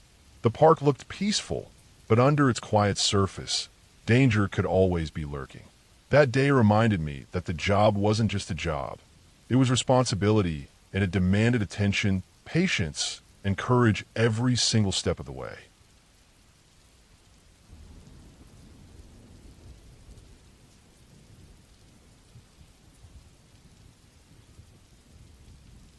I have been a park ranger for nearly 7 years, patrolling the sprawling national forest that covered hundreds of square miles of mountains, rivers, and dense woodland. The forest was beautiful, but it had a way of reminding you just how small you were, especially when you were alone on a long, quiet trail. I had done countless solo patrols, walking miles of dirt roads, inspecting trailheads, checking on campers, and keeping an eye out for anything out of the ordinary. I was used to the silence that came with the forest, the kind of quiet that only felt complete when no planes flew overhead and no cars rattled along the distant highway. It was early October, just after dawn, when I started my routine patrol in the northern sector of the forest. The air was crisp, almost sharp against my skin, carrying the faint smell of pine needles and wet earth from overnight dew. The sun barely peeked through the trees, leaving the forest floor dim and mottled with shadows. My truck was parked at the ranger station, and I had loaded my backpack with the usual: first aid, map, radio, flashlight, water, and a thermos of black coffee that was already starting to cool. The trail I had chosen that morning was one of the less traveled ones, winding through a ridge that ran alongside a shallow creek. The path was narrow and uneven, and the trees were dense enough that sunlight barely touched the mossy ground. As I walked, I noticed the subtle signs that someone had been in the area: a broken branch here, a faint set of boot prints in the damp soil there. My mind immediately went into ranger mode. Hikers and hunters often pass through, sometimes leaving little evidence behind, but something about the prints bothered me. They weren't fresh, but they weren't old either, maybe from the night before or early that morning. I kept moving, keeping my eyes and ears alert. The forest had a rhythm, a constant low hum of wind through leaves and the occasional bird call. But then I noticed another sound, a faint snapping of twigs, somewhere ahead. I froze, listening. The sound stopped when I stopped, then started again, slower this time, deliberate. My instincts told me to pay attention. I wasn't worried yet, just cautious. It wasn't unusual for deer or small animals to break branches, but the pattern seemed too intentional, too calculated. I increased my pace slightly, scanning the underbrush for movement. That's when I saw him, or rather, caught a glimpse of a figure. He was just at the edge of the tree line, moving carefully, almost stalking along the same trail. He was dressed in dark, nondescript clothes, a hood pulled up over his head. My stomach sank a little. Rangers are trained to assess situations calmly, but there's a difference between noticing someone and knowing someone is following you. I tried to remain calm and focused on my patrol, but I kept catching glimpses of him through the trees. Each time I slowed down, he stopped. Each time I picked up the pace, he moved at the same rhythm, always just behind me. My mind raced. Was this someone lost? A hunter who didn't realize I was on duty? Or someone with less innocent intentions? My radio was in my pack, but I knew the northern sector signal was weak at best. I would have to get to a higher point to call in if necessary. The trail curved along the creek, and I saw an old maintenance bridge that I often used as a lookout point. I made my way there, trying not to make sudden movements. The man hadn't crossed the creek. He stayed on the opposite bank, watching. That's when I realized just how long he had been following me. He wasn't trying to stay hidden. He seemed content to just mirror my movements, never approaching, never leaving, but always present. I decided to take the only option I could think of. I would force the situation. I walked off the main trail into a more open area of the creek bank, where I could see him clearly, and I kept moving, slow and deliberate, toward a bend that led to a logging road I knew was only a half-mile away. My plan was simple: get to the road where I could summon help, keep him visible but not let him close, and hope the encounter didn't escalate. He mirrored me again. I could feel the tension building. Every step I took, I could hear leaves crunching under his boots. He didn't speak. He didn't make any signal.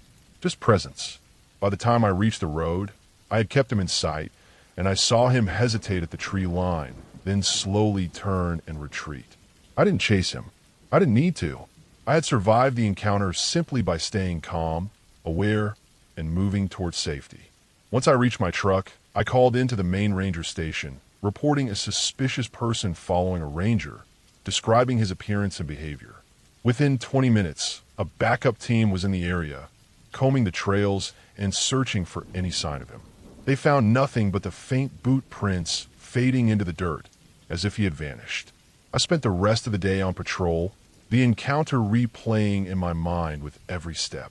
There was no grand showdown, no dramatic rescue, no supernatural twist. Just a person patient and methodical, following a ranger through the woods. I never saw him again, but I learned something that day about being alone in the forest. The danger isn't always in a sudden attack or loud confrontation. Sometimes it's in the quiet, in the presence you sense but can't predict, in knowing someone has been there all along and choosing to wait. From that day on, I double my caution on solo patrols, never ignoring even small signs of someone else on the trail. The forest remained the same, beautiful and quiet, but I carried the memory of that slow, silent pursuit with me, a reminder that not all threats announce themselves loudly. Some move like shadows, following at a distance, leaving only a feeling that you are not as alone as you think.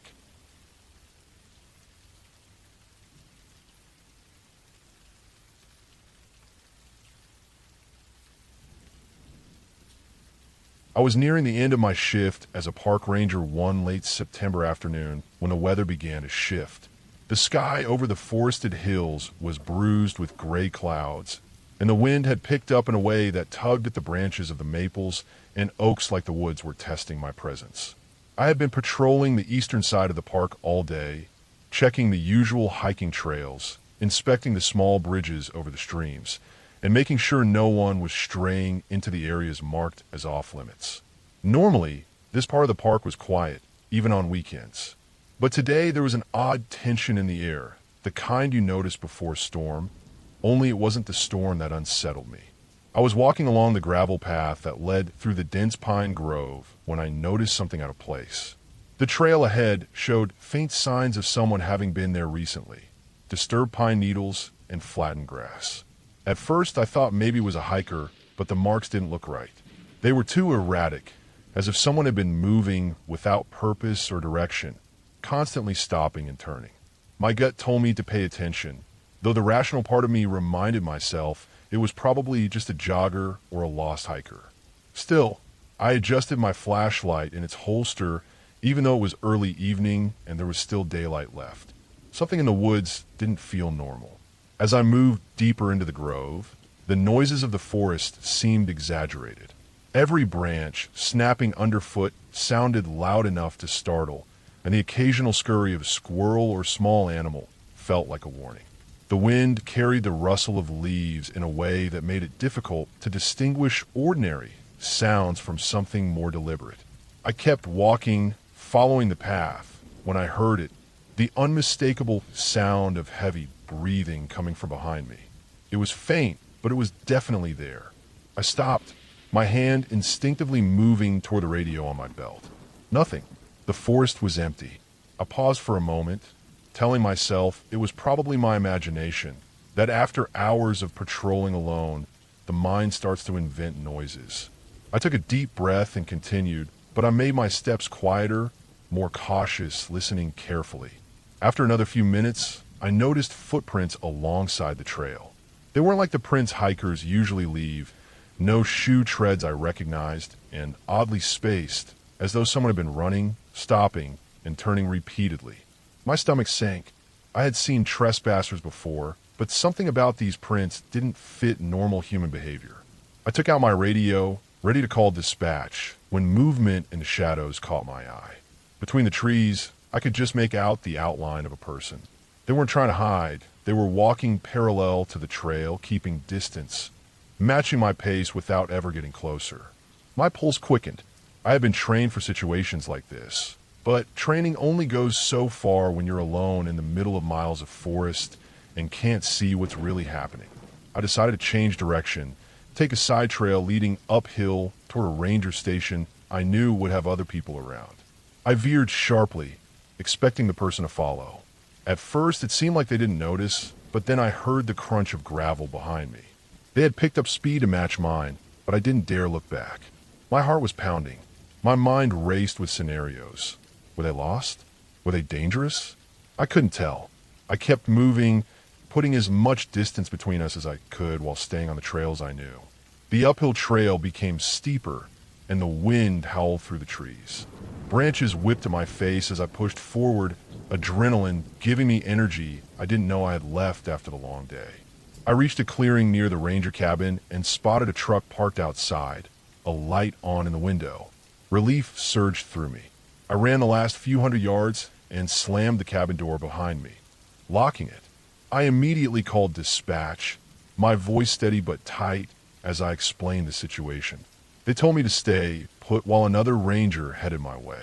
Minutes later, a second ranger arrived. We checked the surrounding area thoroughly, flashlight beams cutting through the early twilight. There was no one there. No footprints besides the ones I'd seen, no evidence of anyone else nearby. The strange thing was the prints were gone, completely erased, as if someone had deliberately backtracked and wiped them away. It didn't make sense. I stayed with the other ranger until nightfall, both of us patrolling the immediate area, but there was no sign of the person. When I finally returned home, I double-checked the reports and even walked the path again the next day during daylight. There were no footprints, no signs of anyone having been there. The forest looked as undisturbed as it always had. In the end, I couldn't explain what happened. It wasn't ghosts or anything supernatural. It was a real person, someone who had been following me, watching me, and knew the forest well enough to vanish completely without a trace. The experience stayed with me for months. I became more cautious on my patrols, always alert to movement in the shadows, always aware that someone could be nearby, unseen, and potentially dangerous. The forest is full of hidden threats, and sometimes the scariest ones aren't animals or weather. They're people who know the woods as well as you do, and who have reasons for being there that you'll never understand. That day reminded me, more than any training ever could, that vigilance is everything in the forest. The forest can feel safe and empty, but it never is.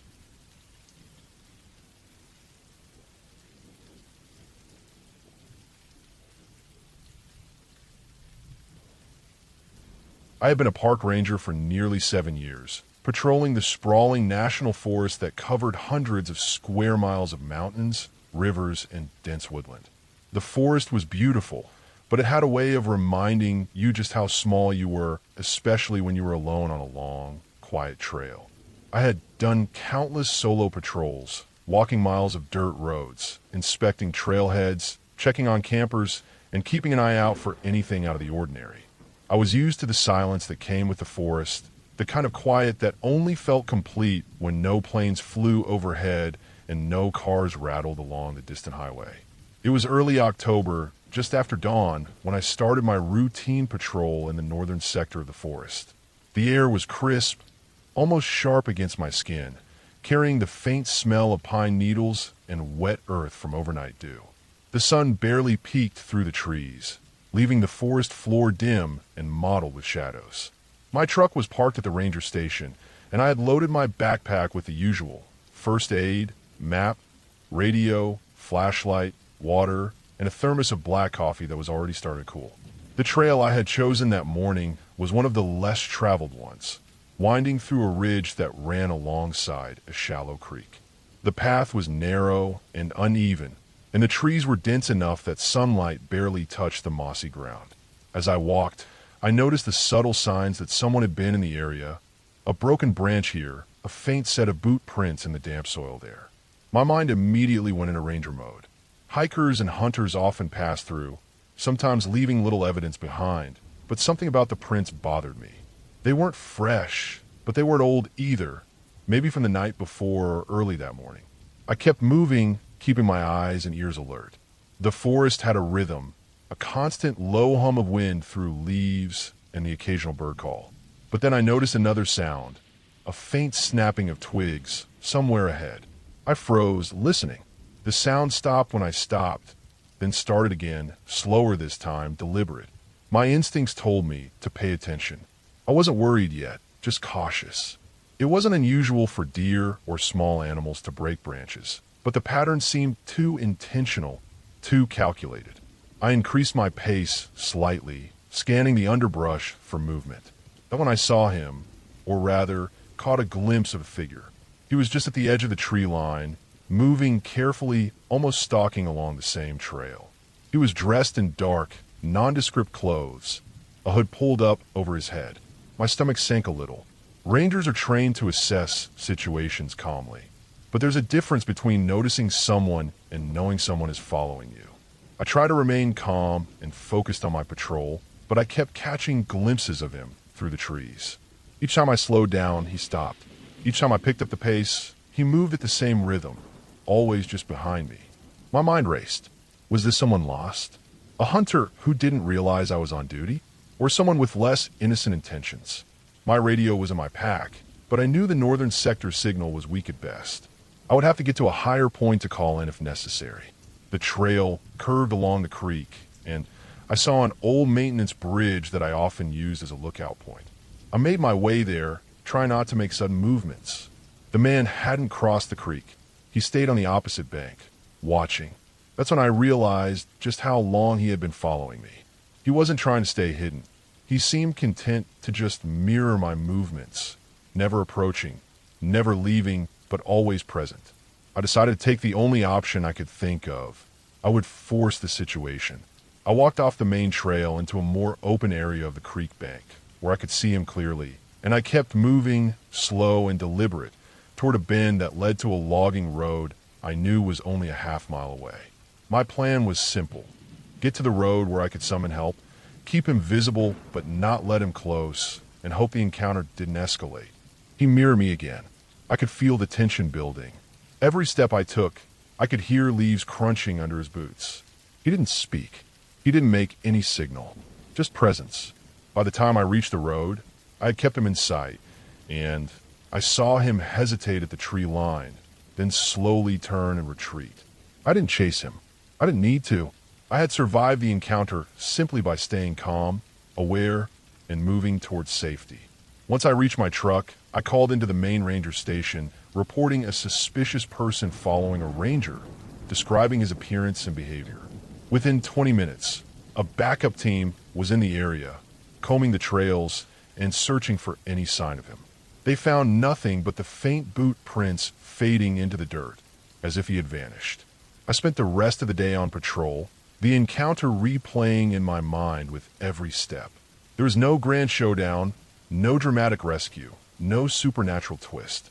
Just a person, patient and methodical, following a ranger through the woods. I never saw him again, but I learned something that day about being alone in the forest. The danger isn't always in a sudden attack or a loud confrontation. Sometimes it's in the quiet, in the presence you sense but can't predict, in knowing someone has been there all along and choosing to wait. From that day on, I double my caution on solo patrols, never ignoring even small signs of someone else on the trail.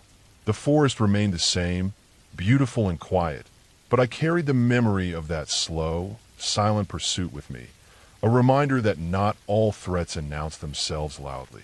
Some move like shadows, following at a distance, leaving only a feeling that you are not as alone as you think.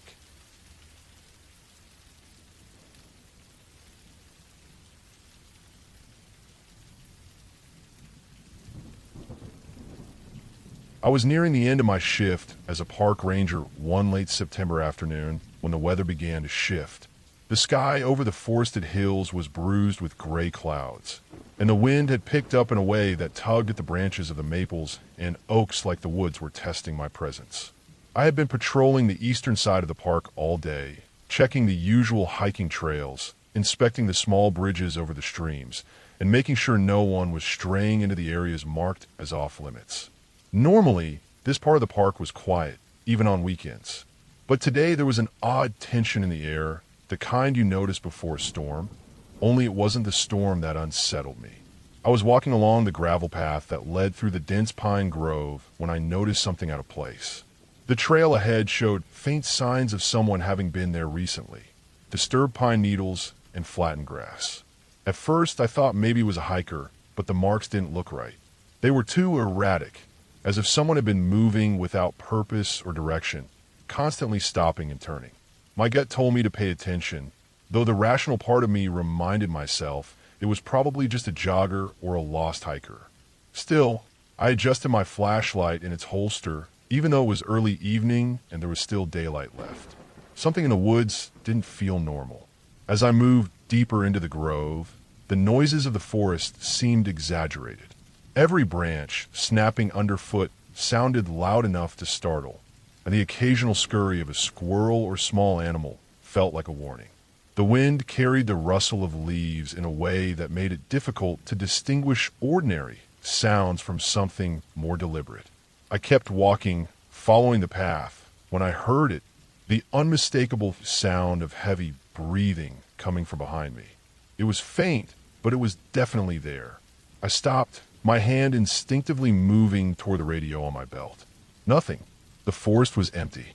I paused for a moment, telling myself it was probably my imagination, that after hours of patrolling alone, the mind starts to invent noises. I took a deep breath and continued, but I made my steps quieter, more cautious, listening carefully. After another few minutes, I noticed footprints alongside the trail. They weren't like the prints hikers usually leave, no shoe treads I recognized and oddly spaced, as though someone had been running, stopping, and turning repeatedly. My stomach sank. I had seen trespassers before, but something about these prints didn't fit normal human behavior. I took out my radio, ready to call dispatch, when movement in the shadows caught my eye. Between the trees, I could just make out the outline of a person. They weren't trying to hide. They were walking parallel to the trail, keeping distance, matching my pace without ever getting closer. My pulse quickened. I had been trained for situations like this, but training only goes so far when you're alone in the middle of miles of forest and can't see what's really happening. I decided to change direction, take a side trail leading uphill toward a ranger station I knew would have other people around. I veered sharply, expecting the person to follow. At first, it seemed like they didn't notice, but then I heard the crunch of gravel behind me. They had picked up speed to match mine, but I didn't dare look back. My heart was pounding. My mind raced with scenarios. Were they lost? Were they dangerous? I couldn't tell. I kept moving, putting as much distance between us as I could while staying on the trails I knew.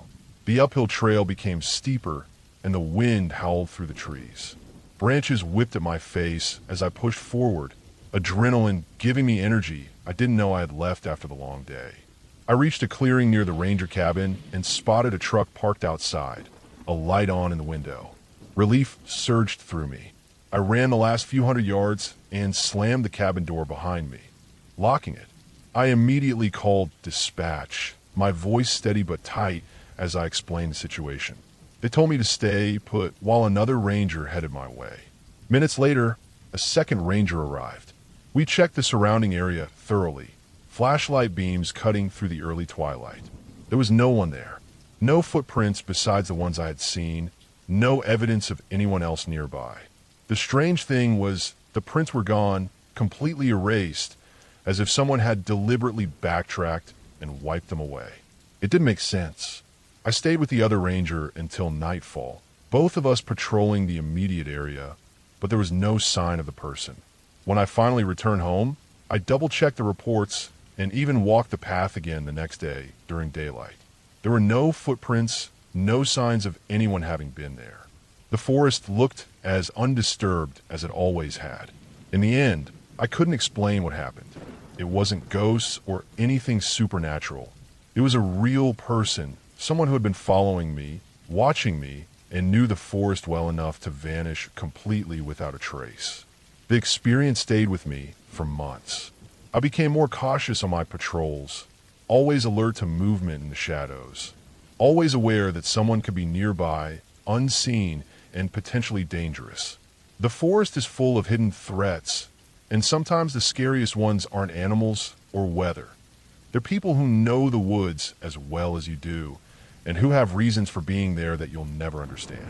That day reminded me, more than any training ever could, that vigilance is everything in the forest. The forest can feel safe and empty, but it never is.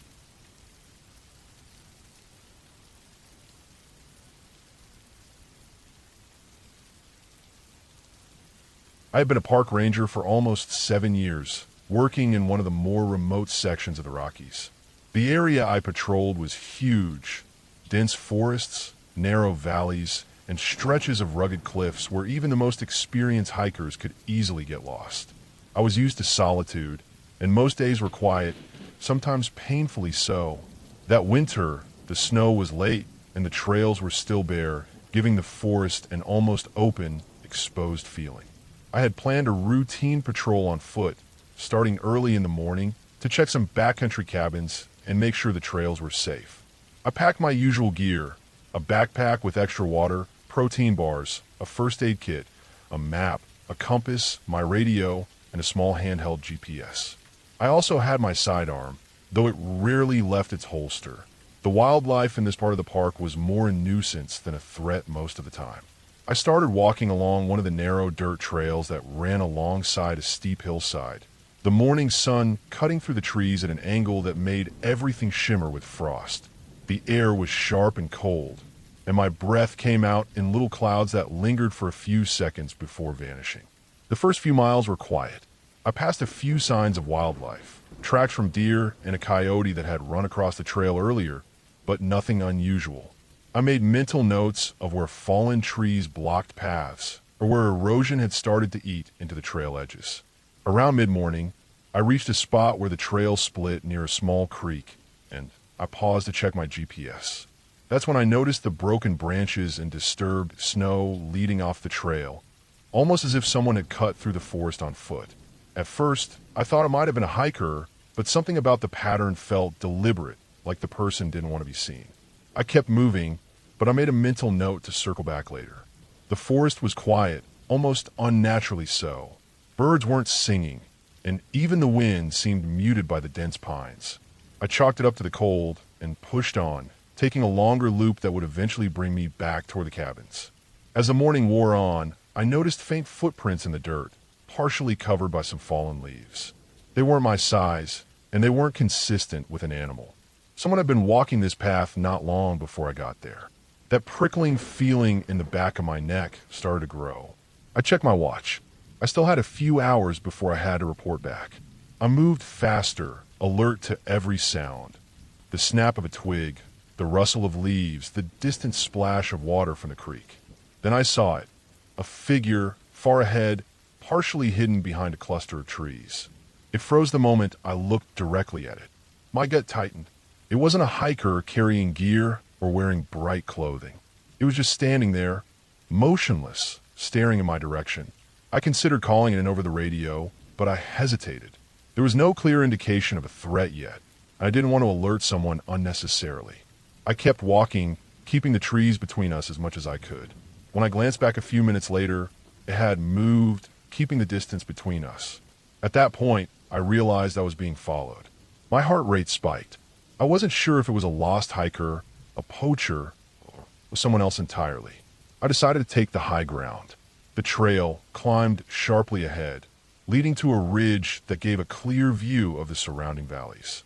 I increased my pace, careful to stay silent, moving through the underbrush as quietly as possible.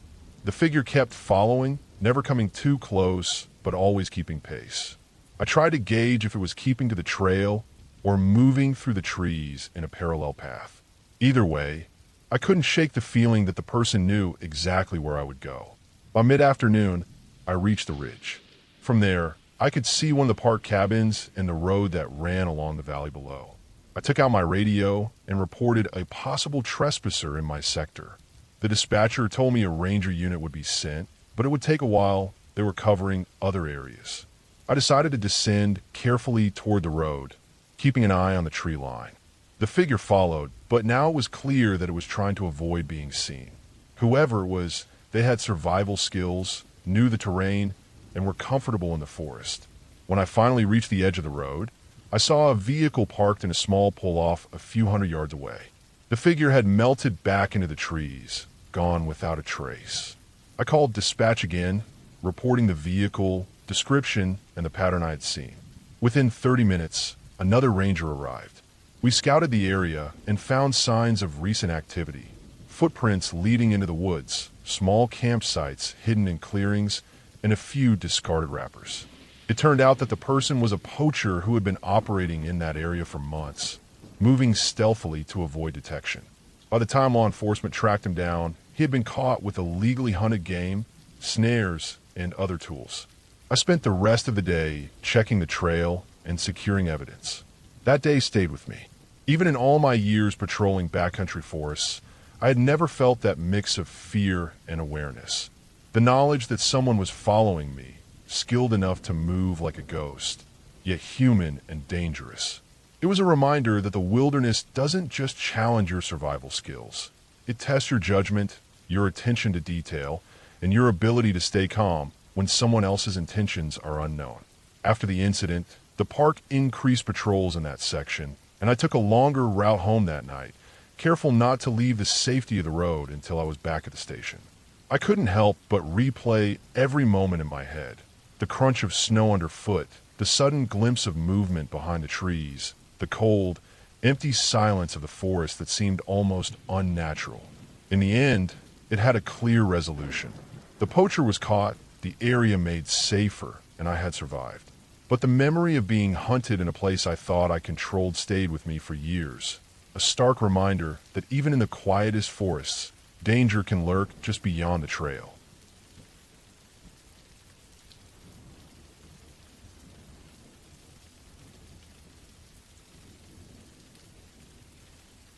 I worked in a rainforest in Southeast Asia many years ago, and even now, so far from that place and those long wet nights, I can still feel the weight of that darkness when I think about it. Back then, my work felt simple on paper, but nothing about that jungle was simple when you were actually standing in the middle of it at 3 in the morning with only a small lamp and a white sheet between you and whatever moved out there. We spent our nights trapping moths, trying to document species, trying to understand how they lived and moved through that thick green world. The method was basic. You set up a big white sheet, shine a strong lamp on it, and wait. The light pulled the insects out of the trees like a magnet, and then they pulled in frogs, which then pulled in snakes, which sometimes pulled in things even larger. The chain of life played out right in front of me every night, and when you sat still long enough, you started to understand how fragile you were in the middle of all that. Because of the noise from the generator and the bright light, we had to put the trap far from camp. It was usually around a mile away. It felt farther than that in the dark, especially since the trail was uneven and covered in roots you only noticed after tripping on them. I walked out alone for my shift each night, usually the late one from 1 in the morning to 3, when the air felt cold compared to the daytime heat, and everything smelled like wet leaves and soil. The walk always put me on edge. The jungle was never quiet. There was always something clicking, hissing, chirping, splashing, or moving through the piles of dead branches. Some nights, I felt like the whole place breathed around me. On the night I remember most, the sky was completely covered with clouds. When the moon was hidden like that, the forest became almost solid around you, closing in on the lamp's glow like a living thing. By the time I reached the sheet, the generator was sputtering in that steady rhythm that used to get into my head, vibrating behind my ribs. The light shone weakly at first, then brightened as the fuel settled in the line, and eventually the sheet glowed like a pale wall in front of me. I settled in as always, sitting on a folding camp chair that was never stable because one of the legs always found a soft patch of ground. I kept my notebook on my lap and my flashlight clipped to my belt. Most nights, I spent the first hour just watching the moths land and listening to the frogs hop out of the shadows. The bigger snakes sometimes appeared later, almost melting along the ground toward the insects. I try not to think too much about what might come after the snakes.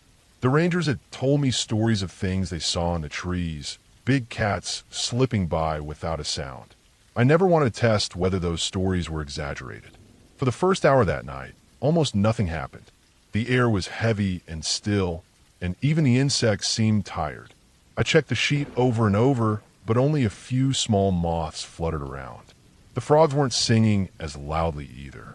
The silence made me uneasy, but I tried to tell myself it was just the weather.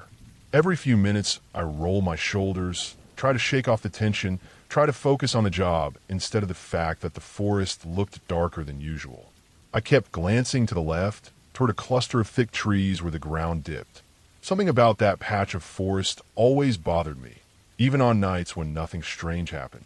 Around 2 in the morning, I heard a rustle in that same spot.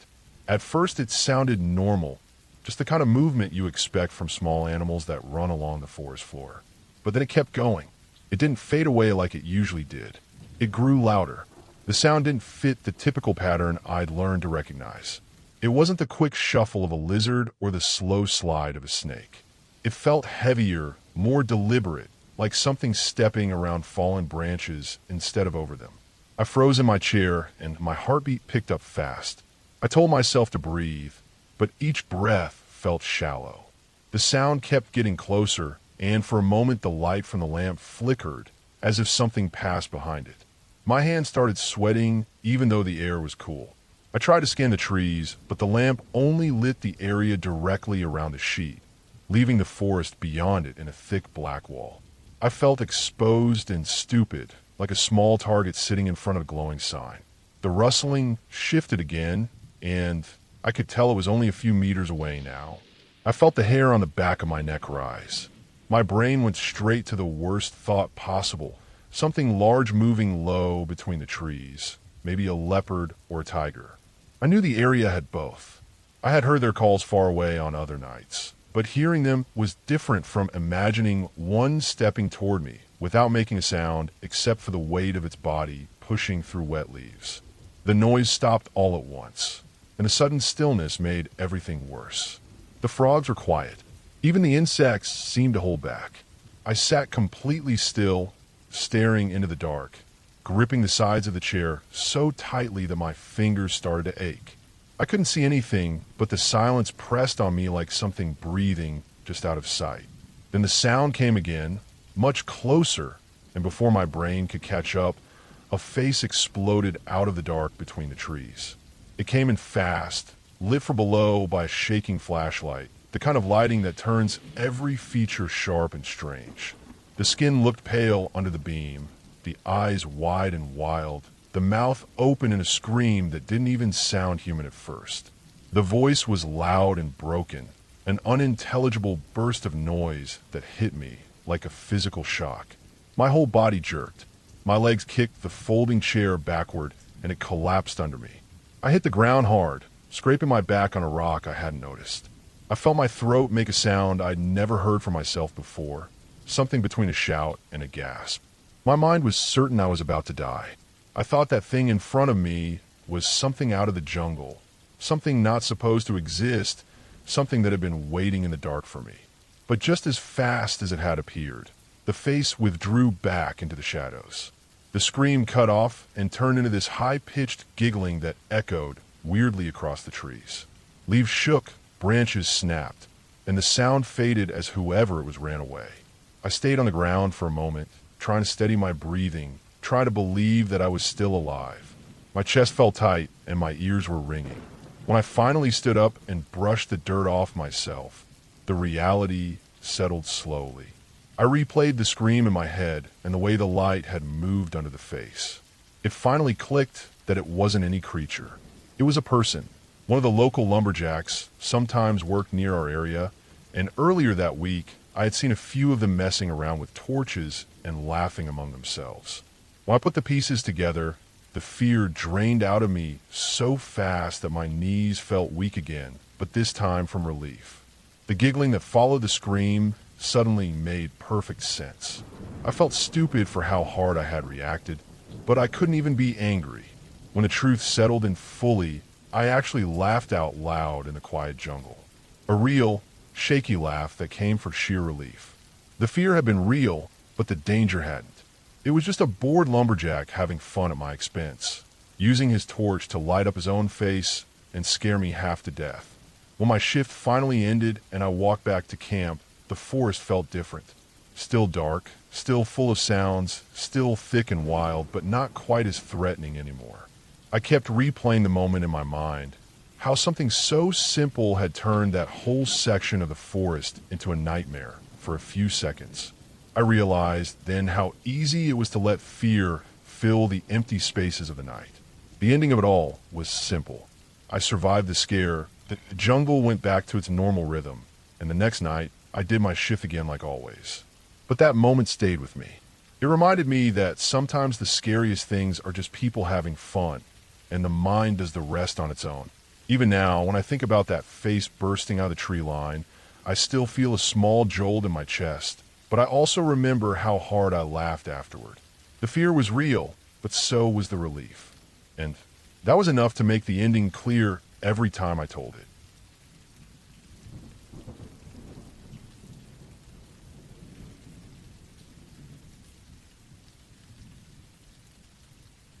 I have been a park ranger for nearly 7 years at a sprawling national forest in the Northern Rockies.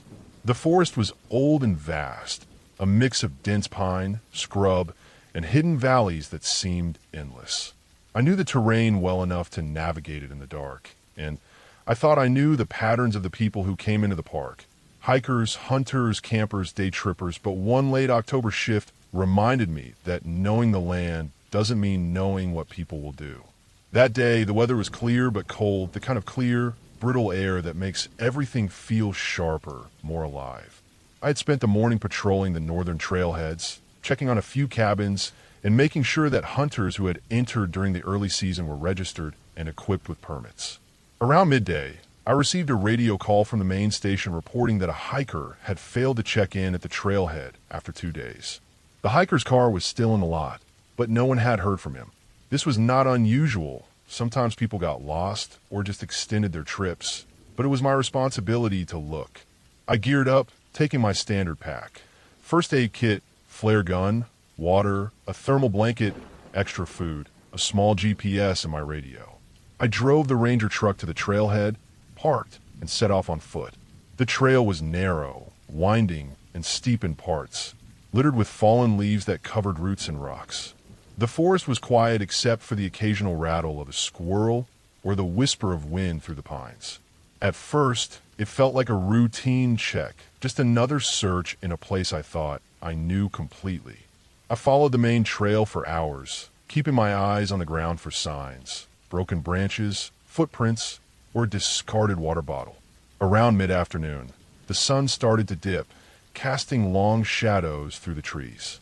That's when I noticed it. Tracks off the trail, partially covered by leaves, leading into a denser part of the forest. They weren't fresh, maybe a day or two old, but they were human, unmistakably. I followed them, my senses sharpening, every snap of a twig underfoot echoing unnaturally loud in the still air.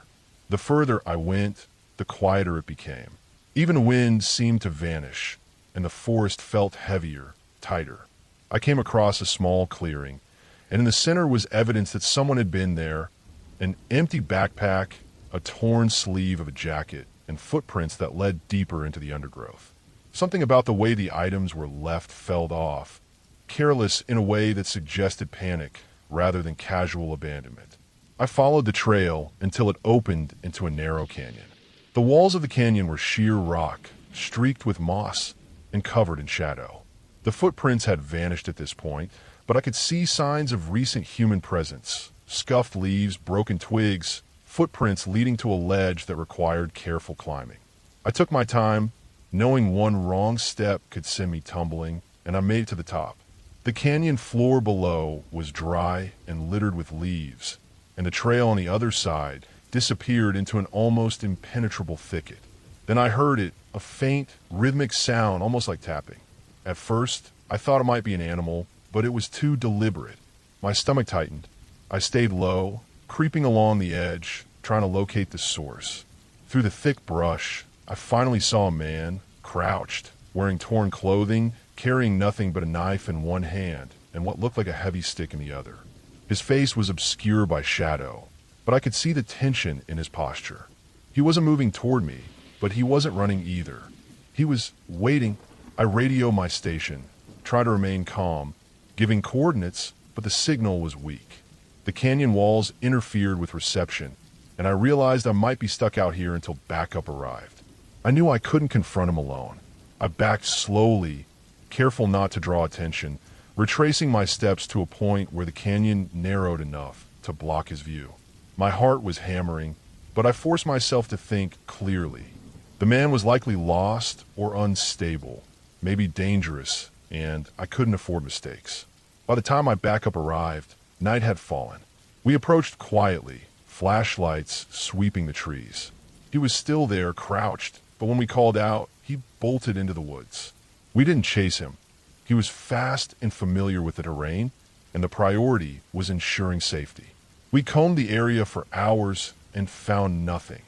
only his abandoned items scattered across the canyon floor.